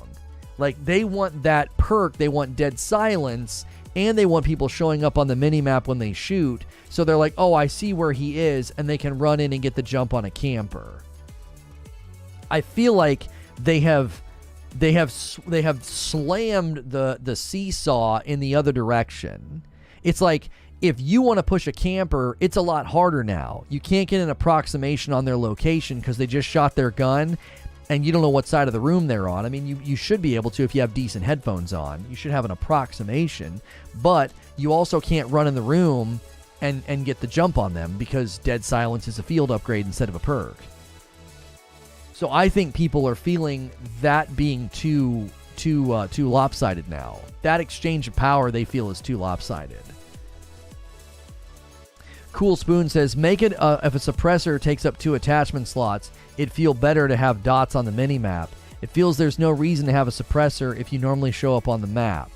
In older CODs, you only got 1 attachment, so it was a big deal to put on one, and now it's not a big deal for everyone uses a suppressor. Well, and that's exactly what I said in the video. I said if everybody's showing up on the minimap when they shoot their gun, that creates unidimensional building where one of your 5 attachments is always going to be a suppressor, because why the frick not? That's going to make it a lot harder for people to find you. Eugene says, this is Call of Duty returning to its roots. Call of Duty was always slightly more tactical. Treyarch ruined it with Black Ops. Realistically, if you make noise, you should show up by taking it away. It doesn't make sense. They also came out and said they didn't want people thirsting campers. What? They said they don't want people thirsting campers? What does that even mean? Guys, hear me out. Or you normally like you would older Call of Duties. You die a lot, and then you would organically be reverse boosting. It took you a minute, Leonidas. That sentence seemed to be hard for you. Let's see. Let's try something here. My MW2 mini map red dot suggestion. Let's see. Invasion. Let's see. Make it. This is my suggestion for the minimap. Make it mode dependent, right? Make it mode dependent. Invasion and ground war, no red dots for gunfire, right? You have to use sound. Use sound. Everyone is shooting anyway. And then you have team deathmatch and free-for-all, red dots for gunfire. Should alleviate camping meta. So my MW2 minimap red dot suggestion: make it mode dependent. Invasion and ground war. No red dots for gunfire. Use sound. Everyone is shooting anyway. Team deathmatch and free for all. Red dots for gunfire. Should alleviate camping meta. Right? Or should help. Should help alleviate camping meta. I still run a suppressor. I don't show up on the minimap, and I'm harder to hear. You'd figure you'd have more defined front lines, says Ashen. I'd say they gave too much power to the camper, but I found they actually give you numerous ways to deal with them. Every camper I've come across in the beta, I just came through another door or window.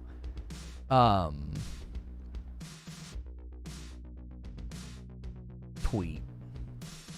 View the tweet. Let me read it one more time. Come on, freaking, why is this everything slow today? My Modern Warfare 2 minimap red dot suggestion: make it mode dependent. Invasion and ground war. No red dots for gunfire. Use sound. Everyone is shooting anyway. Team deathmatch and free for all. Red dots for gunfire. Should help alleviate camping meta. There you go. If you guys follow me on Twitter at Reforge TV, feel free to give that tweet some love. Jiminy Christmas. Jolly good show. What's good, Lufi? It's also a new change that everyone has to get used to, and people don't like change. I'm guessing there are deeper meaning to this as well. We still don't know about the DMZ and what that is in depth. Could be another reason for no red dots on the minimap with no UAV. We have so many tools that weren't in the beta that are anti-camper, says Eugene. We don't need minimap dots. Right, what Eugene is saying is key. Like, we didn't have everything at our disposal. Right? Or just have a mode like sounds produce red dots, like a hardcore.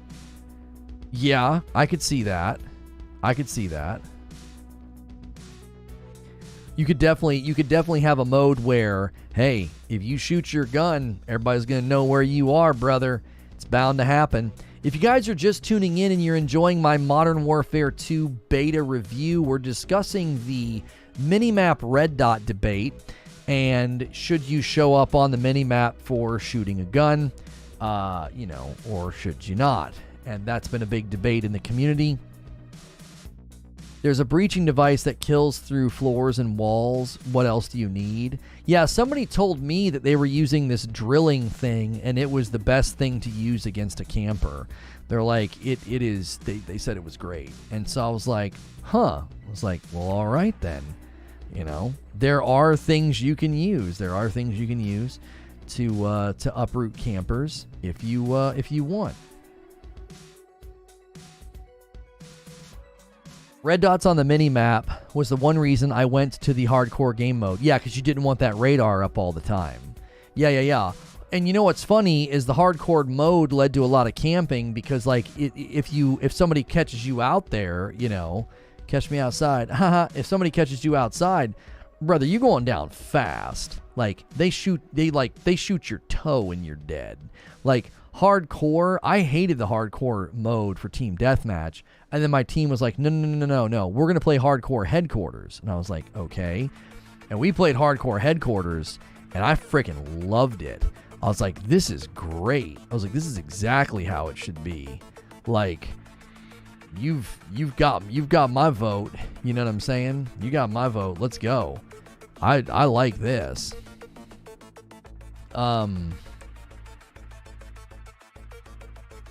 Oh no, it's another Web3 spam report. This is spam. Yes, reported as spam. Yes, blocked them. Bye.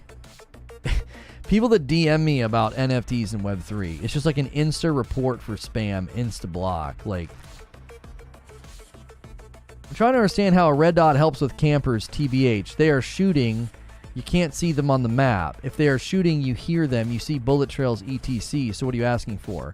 Well, Eugene, I think you have to be more broad than that. Are you really going to claim that every time a camper gets a kill, you see bullet trails and you have good enough sound to know exactly where they are? No.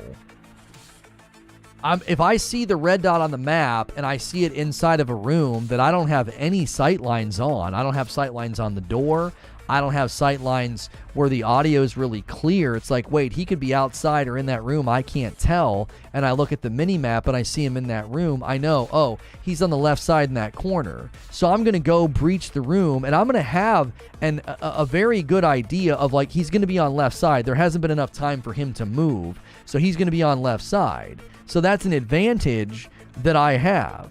Now, somebody's going to say, well, wouldn't campers just run suppressors?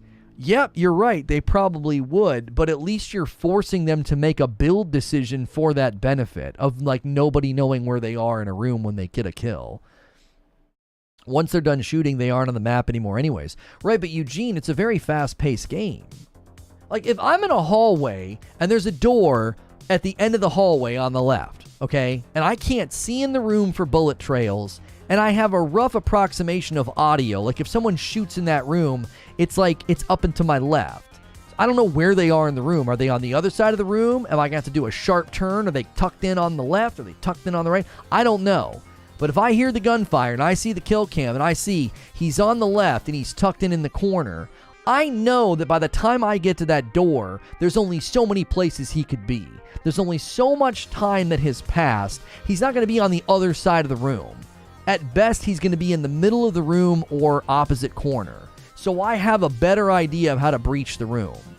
The idea that I'm going to be able to breach that room with any semblance of intelligence because I heard him, like, okay, he could be anywhere in the room. All I know is a guy died over there. I heard gunfire. I don't know where he is. He could have shot him through a window. He could have shot him through a door. I don't know where he is. And a red dot would give me that info. You know exactly how red dots help you stop campers. You constantly see a red dot on that part of the map. It works both ways. Yeah, it works both ways, Eugene, but on average, a camper isn't going to leave their room.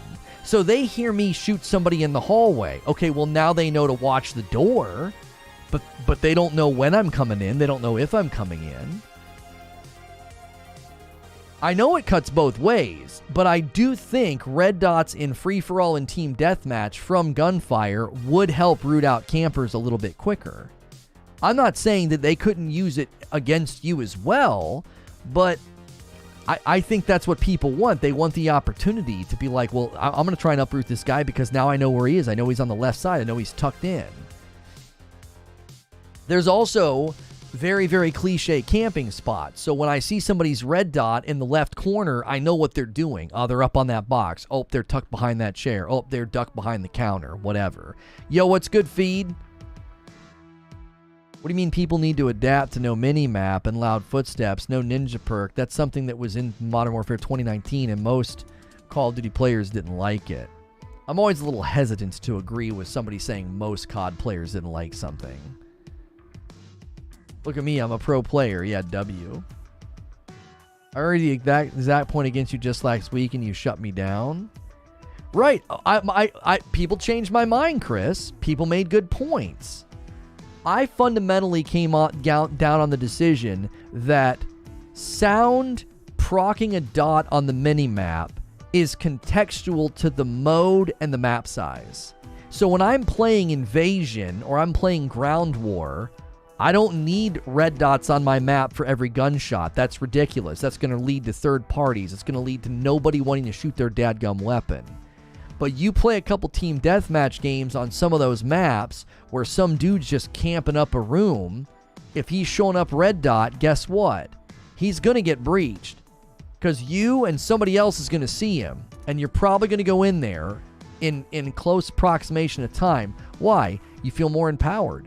You're going to go quicker, aren't you? Aren't you going to go quicker when you see the red dot? You're going to go in faster. I had a lot of people consistently making the remarks that Team Deathmatch and Free-for-All got really campy because of the red dot situation. And I weighed their feedback, and I started thinking about it, and I came to the conclusion that I think this is game mode specific. I think not showing up on the red dot for shooting your gun, I think it makes sense in certain modes. I actually think it makes sense in modes like Prisoner Rescue and Search and Destroy. You want to see where I am? Earn it. Earn it. Your dumb teammate came blasting in here and I killed him. You don't get to know where I am. All you know is somebody in that room killed your teammate. It's tactical. Use your equipment. Use your strats. Use your awareness. But like Team Deathmatch and Free-for-All? Come on. Come on. Those are the modes where there's no impetus to move.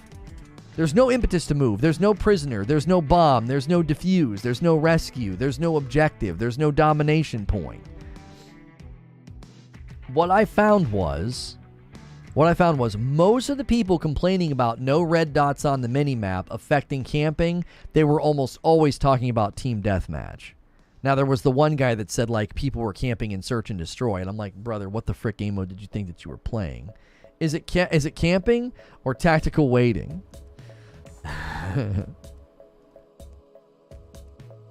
Suppressors in this game have almost no drawbacks. It's not a build issue. I'm just saying because one of my points was how I played more Call of Duty in the past years than you, according to what you've said. And 1 week of a beta later, you've reached the same point. No. Chris, you and other people leaving comments that, like, I can't comment on this because I haven't played Call of Duty in the last couple of years is an invalid form of argumentation, and invoking it will get you nowhere. I don't need to play Call of Duty religiously every year to land on the discussion of game flow and how certain perks and certain abilities affect game flow. I've commentated in Shoutcasted main stage for big games. I covered another game's PvP for the entirety of its life cycle practically, and I played PvP games since they were created. I don't need to play Call of Duty to commentate on map flow, game flow, player information, and balance. I don't need to. That's an invalid form of argumentation. A lot of what I said about the changes that they made, I had plenty of people agreeing with me. I had plenty of players that were like, this is exactly why we've always wanted this change.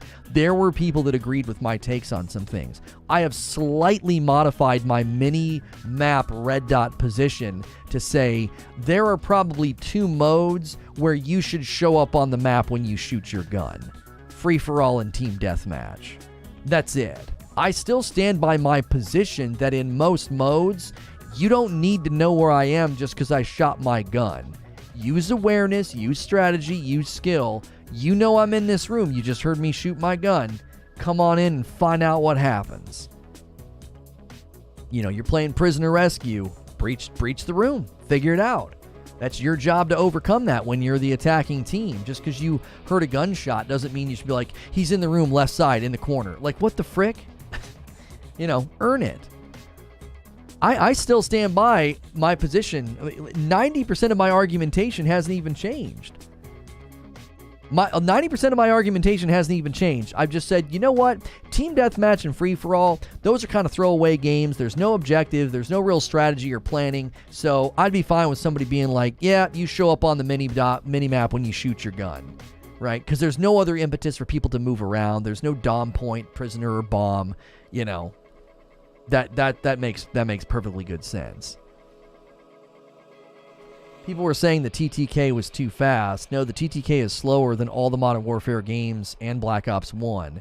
The M4 and MW2 takes 4 or 5 shots, while the Commando in Black Ops 1 took 3 shots, for example. Has anybody actually gotten out the stopwatch and done timers on TTK, Dark Knight, or are you just claiming that? I would be interested to see if anybody's actually broken it down to that degree. You at least used to have to give up optics for suppressors. Right. Yeah. Back when you can only put one attachment. Somebody made that point in the Discord. It might have been Spoon. It was like, you know, you used to have to trade one attachment for another. Sometimes you can pop off and then change spots to bait people in. Sometimes giving a red dot helps.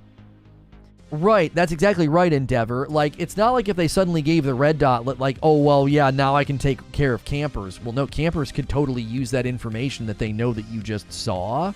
and they could use it against you. Like, they're in the left corner, and they intentionally move to the other side after getting a kill, knowing that you're going to come in the room and possibly look at the wrong corner. Like, that's a legitimate strategy. Report. I keep getting these. Yes, report is spam. I keep getting these like mass messages on Twitter for like job opportunities. They're like, "Are you looking for part-time work?" It's like, what the frick? They must be hitting anybody with like gaming in their name or something, because it only happens on my one profile.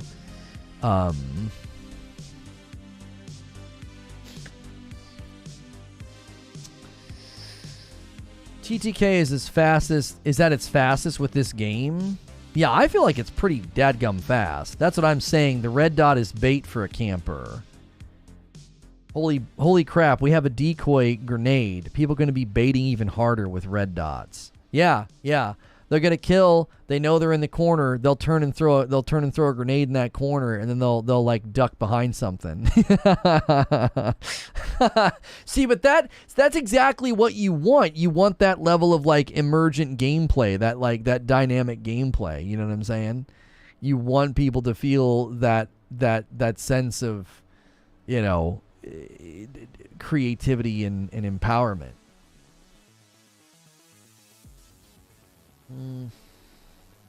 I've gotten 3 of those messages today. Yeah, Talica. What the frick? It must be things that we're clicking on and talking about. Like certain topics are getting targeted by the bots. I saw they had a recon drone, but I didn't use it. Would that not help with no red dots on the map to show where they are if you have a player with it? Well, I was using portable radar, which is really, really nice, but it's on that timer.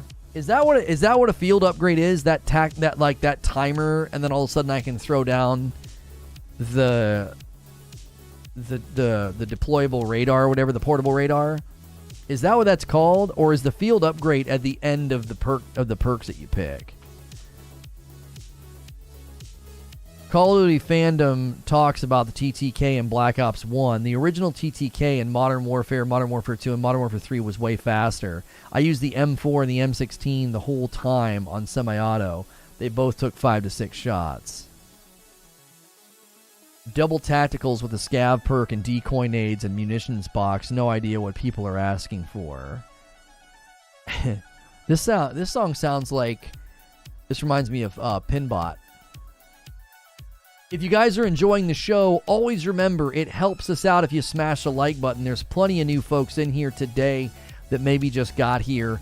Go ahead and smash that like button. Get us to 400 likes. Appreciate you watching and tuning in. Hit subscribe if you haven't already. It's free to subscribe to my channel, and you can talk in chat. How did you enjoy the Modern Warfare 2 beta? My review of the MW2 beta was mostly positive. We already kind of ranted and raved and debated about the skill-based matchmaking. Now we're kind of debating the minimap, and should you show up on the minimap if you shoot your gun? And currently you do not, and that's been hotly debated. My contention is it should be mode-specific. I do think modes like Team Deathmatch and Free-for-All should let people see you on the map if you're shooting.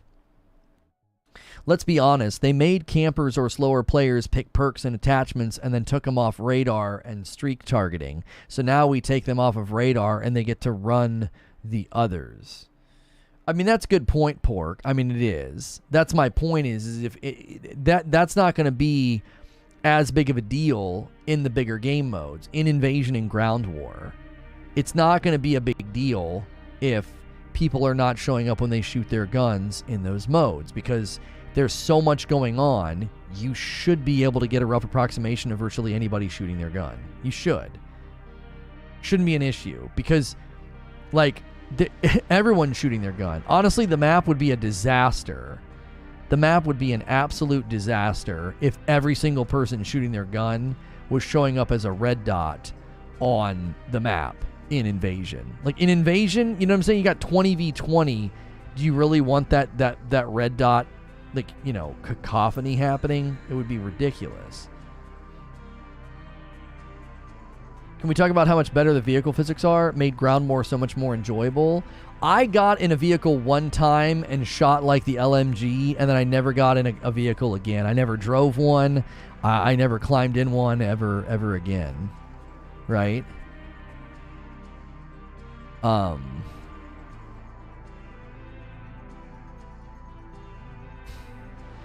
This guy on my Cyberpunk video says the 10% hours defense is valid at this point. I think he meant to say invalid because you later spent more time talking about why you don't like it than you spent playing. You've experienced maybe 10% at this point and have spent 2 years talking about how meh it was. Okay. Just a friendly reminder that it scored 8, 9s, and 10s from reviewers on release and currently has an 86 Metacritic and a 92 critic reviews. It was never a bad game. Sure. Sure, man. Field upgrade is portable radar, Dead Silence, and the others. Okay, the red dots being gone was hardcore. That's why you played it. Imagine a camper with Juggernaut, Flak Jacket, and Lightweight Pro. The skill-based matchmaking is the problem with the TTK. How many people have you run into who could actually aim in older Call of Duty games growing up? Now think about the skill-based matchmaking. You're matched against people who can aim. How is that related to time to kill, though? I wish it would just make player movement a little less sluggish. Yeah, the sliding doesn't feel beneficial at all. The dolphin dive feels pretty good to get into cover, but sliding feels like crap. Ugh. Squad spawns are pretty bad. Traditional spawns where each team spawns from the side of the map is much better. Yeah, people always try and cite the reviews, and it's like, you're going to review outlets. The community, everybody gave it a 7. Yeah.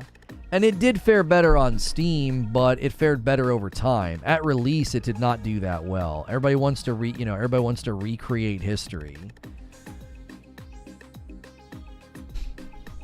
Have they seen the glitches? Even then, it was a pretty mid-game. Does Dolphin Dive break aim assist? I actually don't know. We are in an absolute free fall right now. I swear, man, they're still doing weird stuff, bro. They're doing weird stuff. We're having a great discussion, YouTube. Quit effing around. The most annoying thing was watching people figure out the bunny hop to avoid getting shot, and then the matches just become nothing but bunny hops. Yeah, I mean, we can debate that if you guys want to. The bunny hop thing, I do think is a problem. I do. I think it's a problem. I don't know what the answer is, but the idea that every experienced player is doing the same thing, like jump around a corner, jump around a corner, jump around a corner. It's like, so this is our life now. This is our meta. This is what we're gonna do.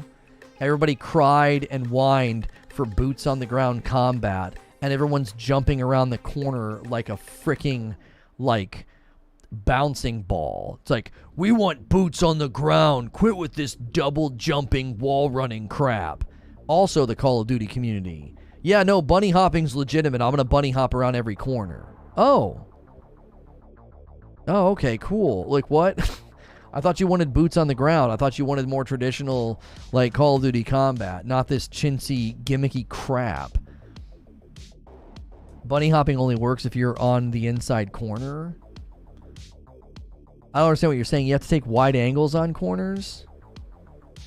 Oh, so they're jumping and pulling tight, and if you're wide, they're going to jump and have a hard time pulling wide. Is that what you're saying? Bunny hopping is broken as heck. The number of times I died from it in the beta is insane. To fix bunny hopping, they need to increase strafe speed.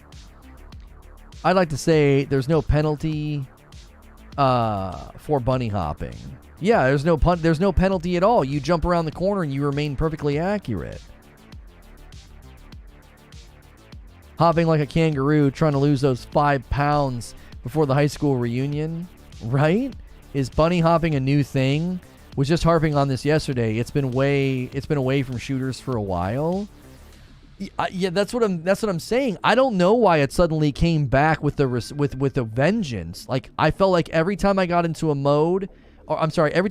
game, I knew it was going to be sweaty when I saw that. I was like, oh yeah, these guys are jumping around the corner. Great, here we go.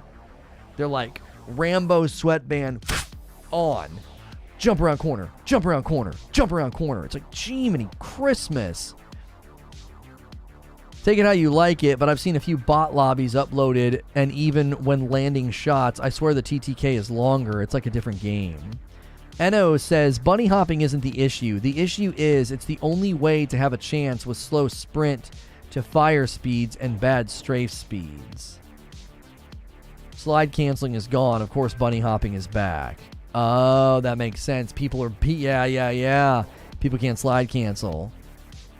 They could slide around a corner before. It's because sliding isn't as good anymore. Bunny hops becomes the next best thing. They need to either have a wait time until you can shoot or decrease your accuracy. The other meta is worse. Bunny hopping was in Modern Warfare 2019 before slide canceling became meta.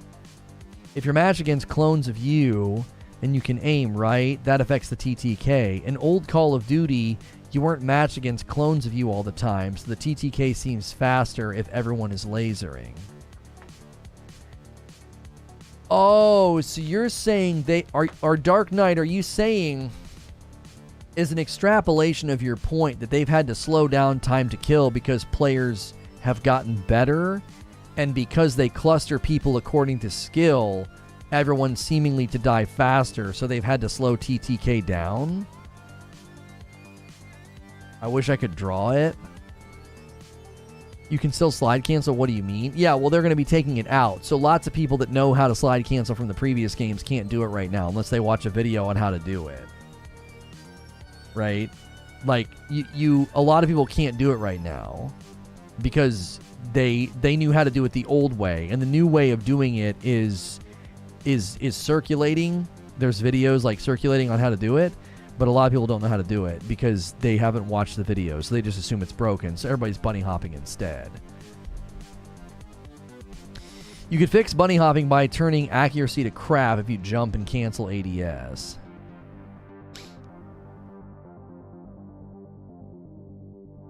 Play how you want, but I find it not fun to fight against it. Kind of silly looking to me, I guess. Aim down sight speed is so slow, you have to bunny hop. So what you're saying is, Skiffy, is you're saying that because they've slowed so much of the game down, players feel like coming around a corner normal is so dumb slow that they feel like they have to bunny hop. Could we get 40 more likes on the vid? I hate harping on likes, but I do. I hate it, but we need 40 more.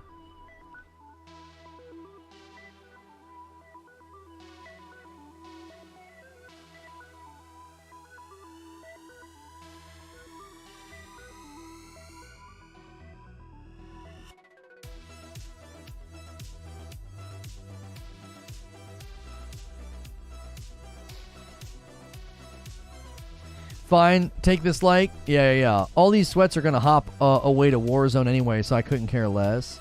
Or you could just change your playstyle to be skilled instead of bunny hopping.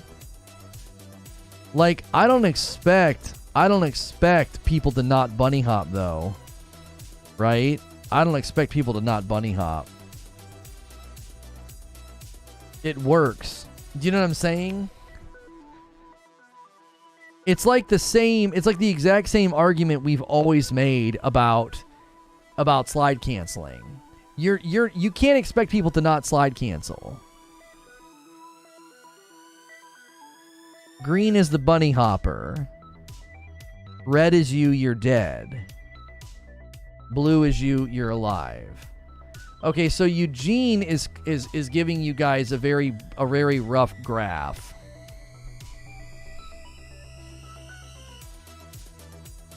Let me give you guys this rough, like,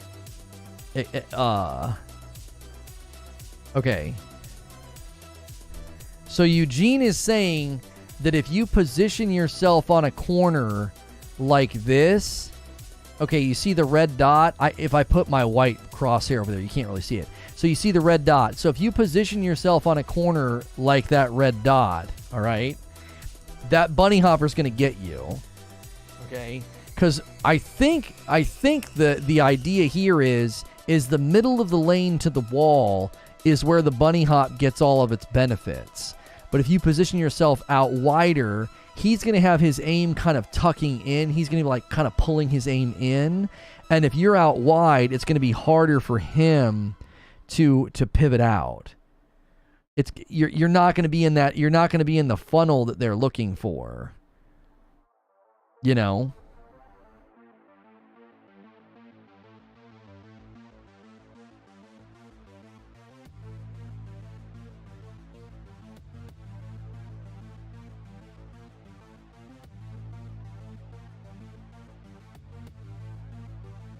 I'm saying the TTK is the same as the average Call of Duty. The difference is you're matched against clones and sweaty people. The lobbies in TTK would be okay with less strict skill-based matchmaking.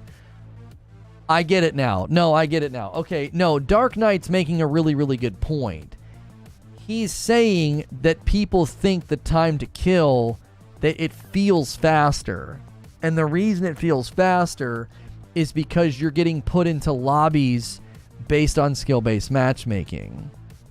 And because you're getting put into lobbies based on skill-based matchmaking, you're experiencing this like overemphasized, like it's an exaggeration of everyone's skill, right? It's like, oh my gosh, everyone's so good. And because you're hitting those thresholds, people are killing you faster. So you get this weird sensation. You get this weird sensation of like, man, I'm just dying so fast. That's why I said last night, it's like, it to me, I can't even enjoy myself because you're immediately putting me into areas where I can't even do anything. I just feel like I immediately I'm outmatched. Like there's no middle ground. It's not like, oh, that was kind of fun, or you know, oh, that was kind of tough, oh, that was kind of a mid lane game. It's immediately difficult. It immediately puts you in this category of you're getting obliterated. What, are you getting an accuracy penalty for walking and not jumping? Yeah, that's another strange anomaly. That's another really strange anomaly is why are you going to do that? Why are you going to punish me for walking or sprinting, but you're not going to punish me for jumping? You know what I mean? The whole thing feels extremely weird. It feels lopsided. Like, I'm not going to sit here and tell people to not bunny hop. I'm not going to tell people to not bunny hop. That would be stupid. I think bunny hopping it's a sensible response to the fact that like every other movement choice is hindering your accuracy. So why would you not take advantage of this movement choice that enables you to round the corner and virtually take no accuracy penalty at all? How do you put these into pairing mode? My stupid Bluetooth must be connecting to something else. I won't tell them to stop. They look too funny when you shoot them mid-hop. I can't get this thing to go into pairing mode. The battery's definitely not dead. How do you put Bose headphones into pairing mode? I thought you just like held the power button over for so many seconds.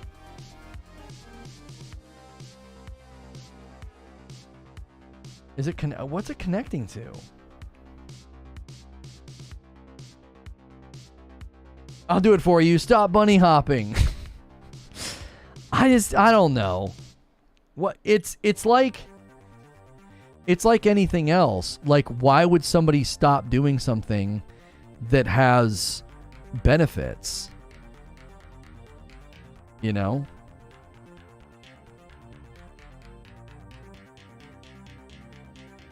Like slide canceling. There were pros that were literally saying like if you don't slide cancel, you're missing out on like easy advantages.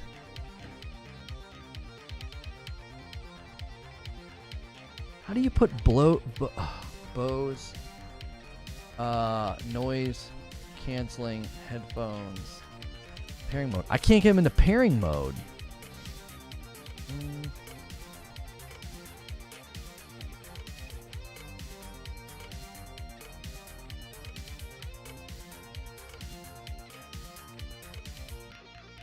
This is what I'm thinking. I don't dislike them. I think it's good. I think my placement's good. I think the only dilemma I'm seeing is that including that much of my body, maybe it should be a little bit more like ribs and up.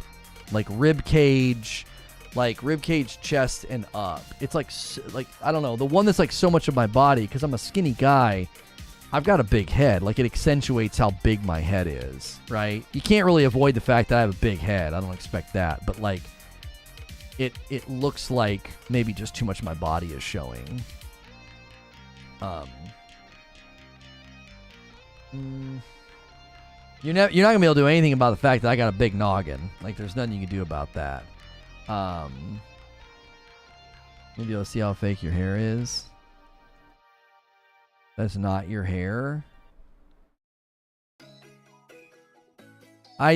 Creature, I think you always overthink this stuff, man. No one is going to be able to see that. I just don't think so. I think the other thing is you're putting yourself into that position. Why do you have a white background behind me? Put a picture, put an image behind me. If you put an image behind me, it'll create enough it'll create enough image noise that no one's going to notice that. I can't even tell where you've created hair and where you have it. I also think you're being extremely hyperbolic. I didn't do anything wrong in the pictures. There's not too much green. That's going to happen with my hair. Lighting wouldn't change that. Like, that looks like my hair. That's what my hair looks like. Just put an image behind me instead of gray. Like a gray flat color is going to make it obvious that we used a green screen. Like, I don't know. If you look at anybody's reaction content where they're putting a face on the thumbnail, I don't think my images are ever going to be out of step. In fact, I think they're going to probably look better.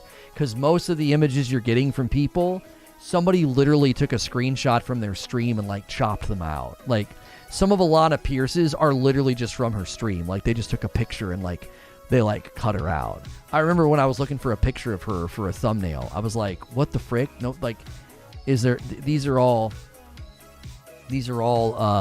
just cutouts. You know what I mean? They are now step, but we don't do in step. I know, but, like, this is one of those times where you're spinning your wheels on something that no one's going to see. Like, no one sees a thumbnail on YouTube at that resolution. They don't. They're either on a mobile device or a desktop. Like, when you look at YouTube search results for anything, right? Like, no one's gonna see that. It's not big enough. Look how big those thumbnails are. I'm on a 1440 monitor.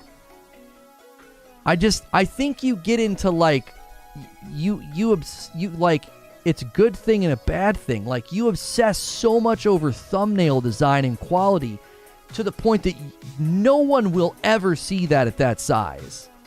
Nobody.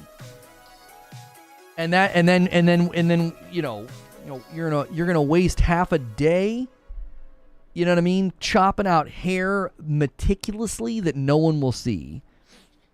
You know what I'm saying? Like, I bet you $10 you see it. That's not what matters. We're not making thumbnails for you. We're making thumbnails for YouTube, right? Like, here, I'll show you guys. I'll show you guys. We can't overthink this. If you make this thumbnail roughly the size of a thumbnail on YouTube, like, no one's seeing my hair. even if you zoom in on it, it looks fine. Like, that's what my hair looks like. That, I don't see any problem with your edit. It looks clean. I can see all my strands.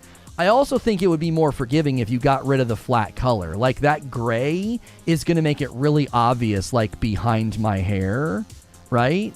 Like, that's just going to make it really obvious. Like, if this image behind me continued over, right?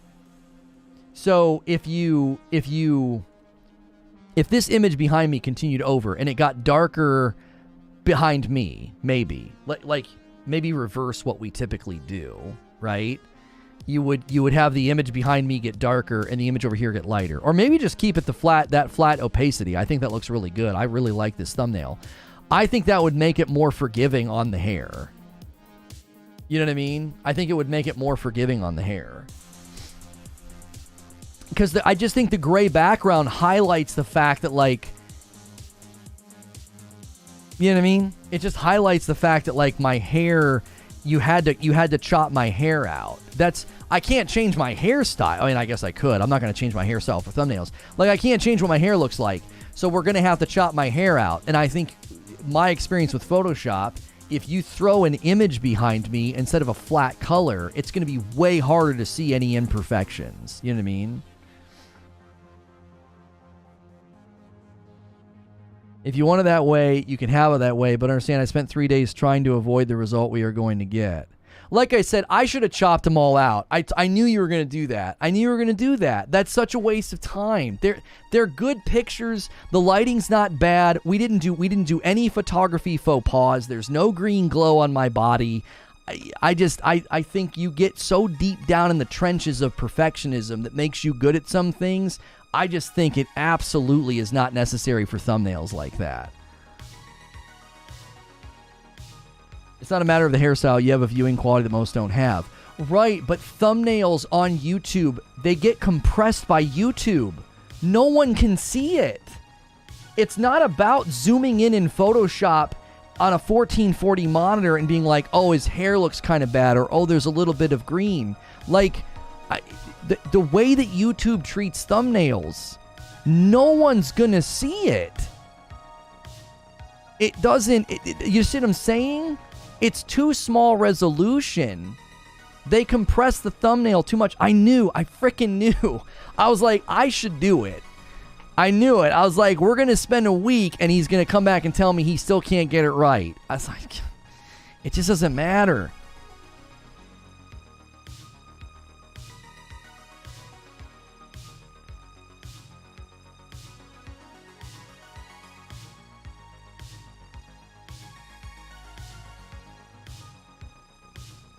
Most people are watching YouTube on second screen anyway.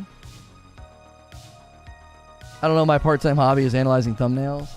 To come back to the Minimap red dot discussion, Call of Duty didn't come into the business of printing money on accident. I know people want change, but changing a core mechanic is 50-50. If Call of Duty wants change to change so much, they basically making a new Smash Brothers, people would be upset. I'm not sure what you're trying to say. Are you saying they've changed so much core mechanics in the game that it's like they built a different game?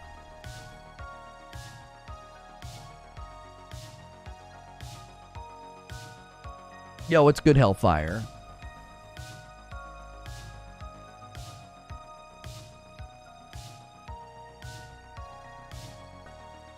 I don't sit here and look at thumbnails enough to nitpick it. You read it, you see it for a split second.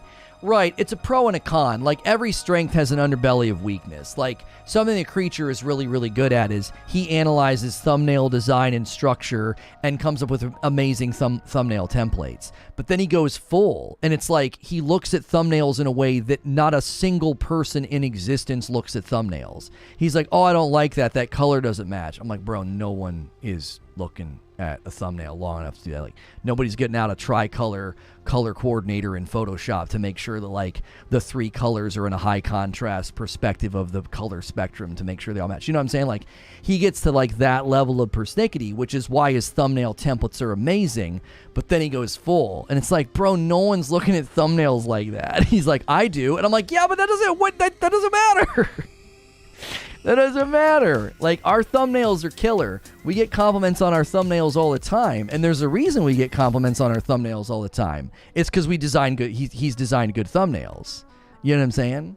What happens when someone finally does?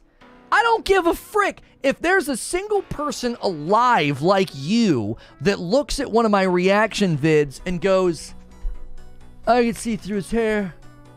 It's like a green glow. Not clicking. I don't want their viewership. I don't want their viewership.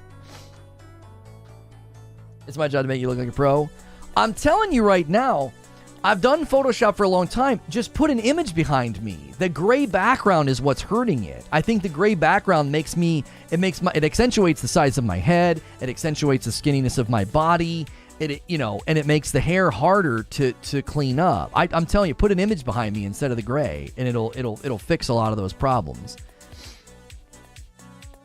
I appreciate when thumbnails are the same picture every time. I spend more time on content rather than thumbnails. Wait, you're being sarcastic? I hate when you go to a channel and like every thumbnail is the same image. Part 1, part 2, part 3, part 4, and they don't even try to make them look any different. I'm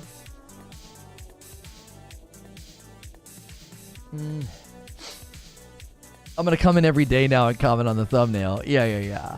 No, like I said, it's a strength. It's a strength, but every strength comes with weakness. Every strength comes with weakness. And the strength of making really great thumbnails is you can spend way too much time worrying about it. You know what I mean?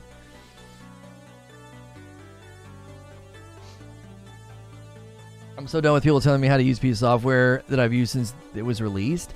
Homie, I used Photoshop in high school. Like, we're not going to get out measuring sticks and compare who has more experience with Photoshop. Like, I launched a business with Photoshop and Illustrator. I self-taught myself how to use Illustrator. I'm telling you, if you put an image behind me instead of flat gray, it will look better. I chopped out models for a local company and put them in front of stuff. They wanted me to make some flyer, and they wanted the top to be white and the bottom to be some color. And I kept telling them, I'm like, if we put her in front of an image, if we put her in front of a gradient or something that's got different things in the background, it'll make it look cleaner. And finally, I just showed them. I was like, this is what it'll look like if we do it the way that I think it should look. This is what it's going to look like if we do a flat color. And they immediately saw it. They were like, oh, it does look better. Flat color makes it too accentuated. It makes it look too copy paste, right? And so it just looked better with the image in the background. I think we went with like a floral background or something.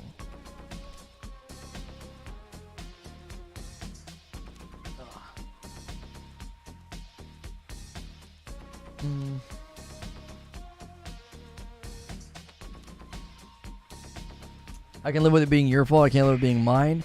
Yeah, but that's what's so frustrating about this. You're using your metric of critique to not do something that I think will look fine. Like, no one's looking at thumbnails and they can't even zoom in on the hair. That's the point. Like, you and I can zoom in on the hair in our 1440 monitor, and we can like zoom in all the way on the every individual pixel. And when it hits YouTube, it's like, yeah, that looks fine. Like, I've used some pretty crummy logos that I couldn't find high reses of, but you sharpen it up, you throw a drop shadow on it, and it looks fine. Well, the image looks like the creature, that's not far off. Well, that's the other part of it. Like, I get frustrated because we're saying things that aren't true. We're saying things that aren't true. Like, there's no green glow. Like, there isn't. Like, it just isn't true. That's not the appropriate description. It's not a green glow. I'm not standing against it and having light bounce off on my skin. That's not it. It's not an accurate description of what's going on. It's a common issue with Chroma key. Whenever I had long hair and I upgraded my camera, I upgraded to a Sony A6000, right? There's no green glow to you. No, there's no green glow. There isn't. When I upgraded to the Sony A6000 and I got a higher resolution, it green screened better. But when my hair drops down, when I had long hair, it would struggle to chroma key that. Why? Because my hair creates a different spectrum of that green color. And all the camera knows is to block out like the neon green. And I always got compliments on my chroma key and my green screen because I used the poster board that I bought from, you know, Joann's or whatever. And the poster board did a really good job of having like a flat color instead of the like the curtains that people would use. And so my hair would come down and create that. That's not a green glow. It's literally creating a gradient mixture of brown and green, so it becomes difficult to chop that out because you're going to chop out my hair. Lighting doesn't change that. Like, changing the lighting in the room doesn't change that. It's quite literally a pixel reality in the image that can't be adjusted with lighting. Like, brown hair coming apart in front of a green background is going to create pixels that are not pure green, pure brown. Like, the resolution of the camera, no matter how good, like, that's what's going to happen. And so describing it as like a green glow, it's like, okay, when I took pictures of the coffee, fine. I didn't realize that was going to happen. There's no green glow on my body and hair, and changing lighting wouldn't have changed anything. It's a reality of photography. If it was a white background, the same thing would have happened. Maybe the quality of the video compared to the compression of the photo? I've never been in an instance like I've worked with photographers, I've worked with Photoshop with photographers. I've never been in an instance where someone's hair in front of a background that you want to remove isn't super persnickety. It's a pain in the butt because it creates pixels that are not a single color. They're a blend of colors. Like, it's unavoidable. Unless you shave my head, which I won't do, you're going to have that. You're just going to have it. You're going to have those little microscopic pixels that are just going to be a pain in the butt. Like, they're not going to be green. They're not going to be brown. It's like a blend of both because the camera is just creating the image as best as it can. Thank you for the 5-spot Akuna Papa. It's a preference. I wanted black so I could use a clean image on any background.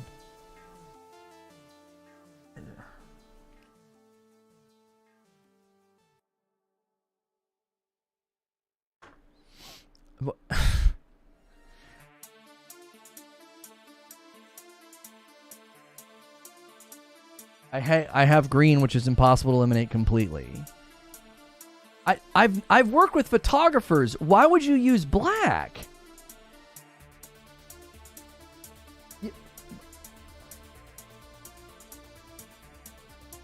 I told you, I do not understand.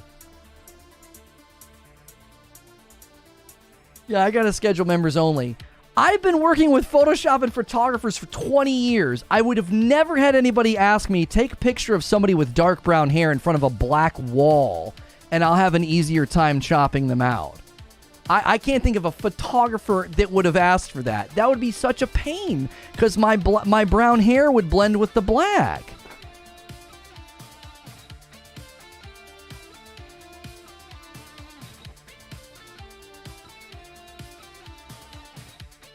You're saying it's not a requirement of my position?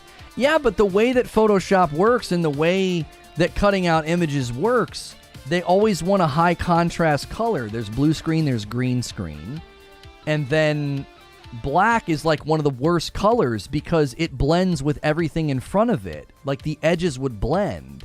The edge of the shirt, unless, obviously, I guess I could wear a white shirt, but like, my glasses would blend, my hair would blend, my beard would blend with the black.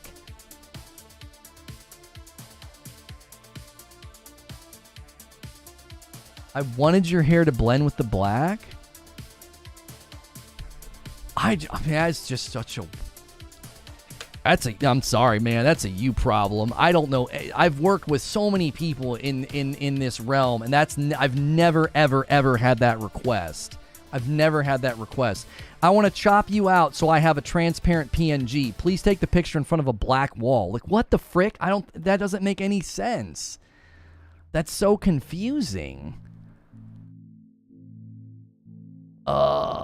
This is a Tuesday stream. My preference? When your preference is not the preference of anybody in the field, you gotta question that. Like, that's just so weird to me. I want to chop out somebody for transparent image use, and my preference is a black wall. Like, I've tried to cut out people before, and the minute there's dark colors behind them, it's a dadgum headache. It's like, it seems so weird. I don't get it. And I don't have a black wall anyway. I literally don't, there's not even a place for me to take that image. I don't have a white wall or a black wall. I have a foam wall, and then I have the Elgato thing.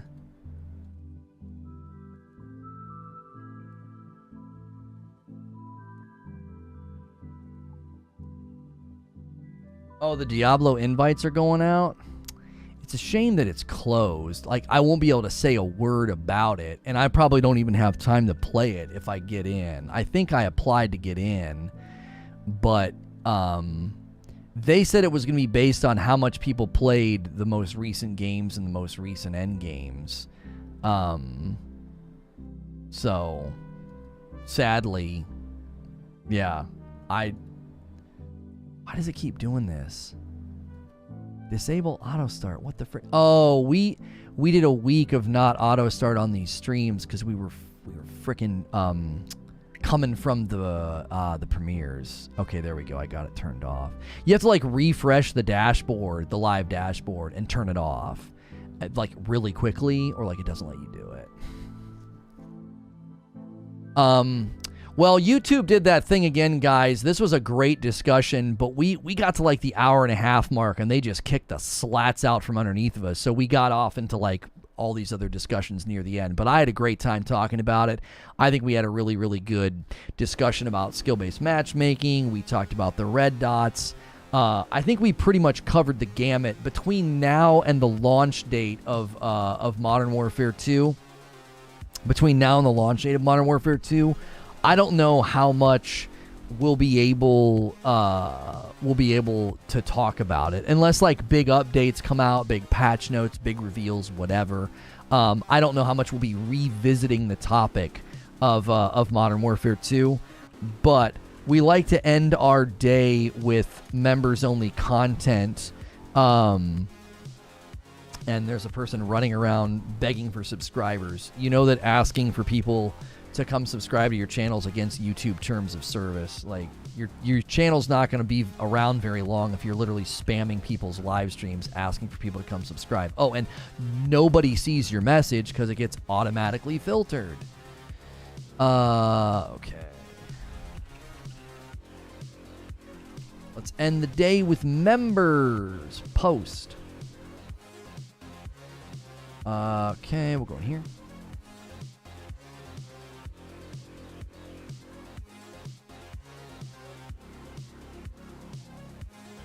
Argues with the producer about thumbnails for 20 minutes and blames YouTube. Shut the frick up, Mike. That's not what happened. Like, seriously, shut the frick up. Like, that's not what happened. I was looking at the back end. An hour and a half in, we got the slats kicked out from under us. And yeah, 20 minutes ago we started talking about this, which was 2 hours in. But thanks for your observation.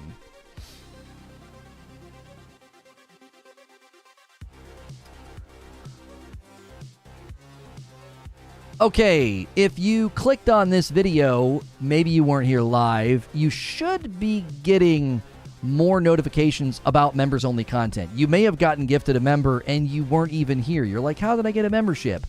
Gifted members have been going out in batches, and people have been super, super generous. So Insomniac Black did some. So you may have gotten a gifted membership. You're like, why am I getting this ping? Why am I getting this notification?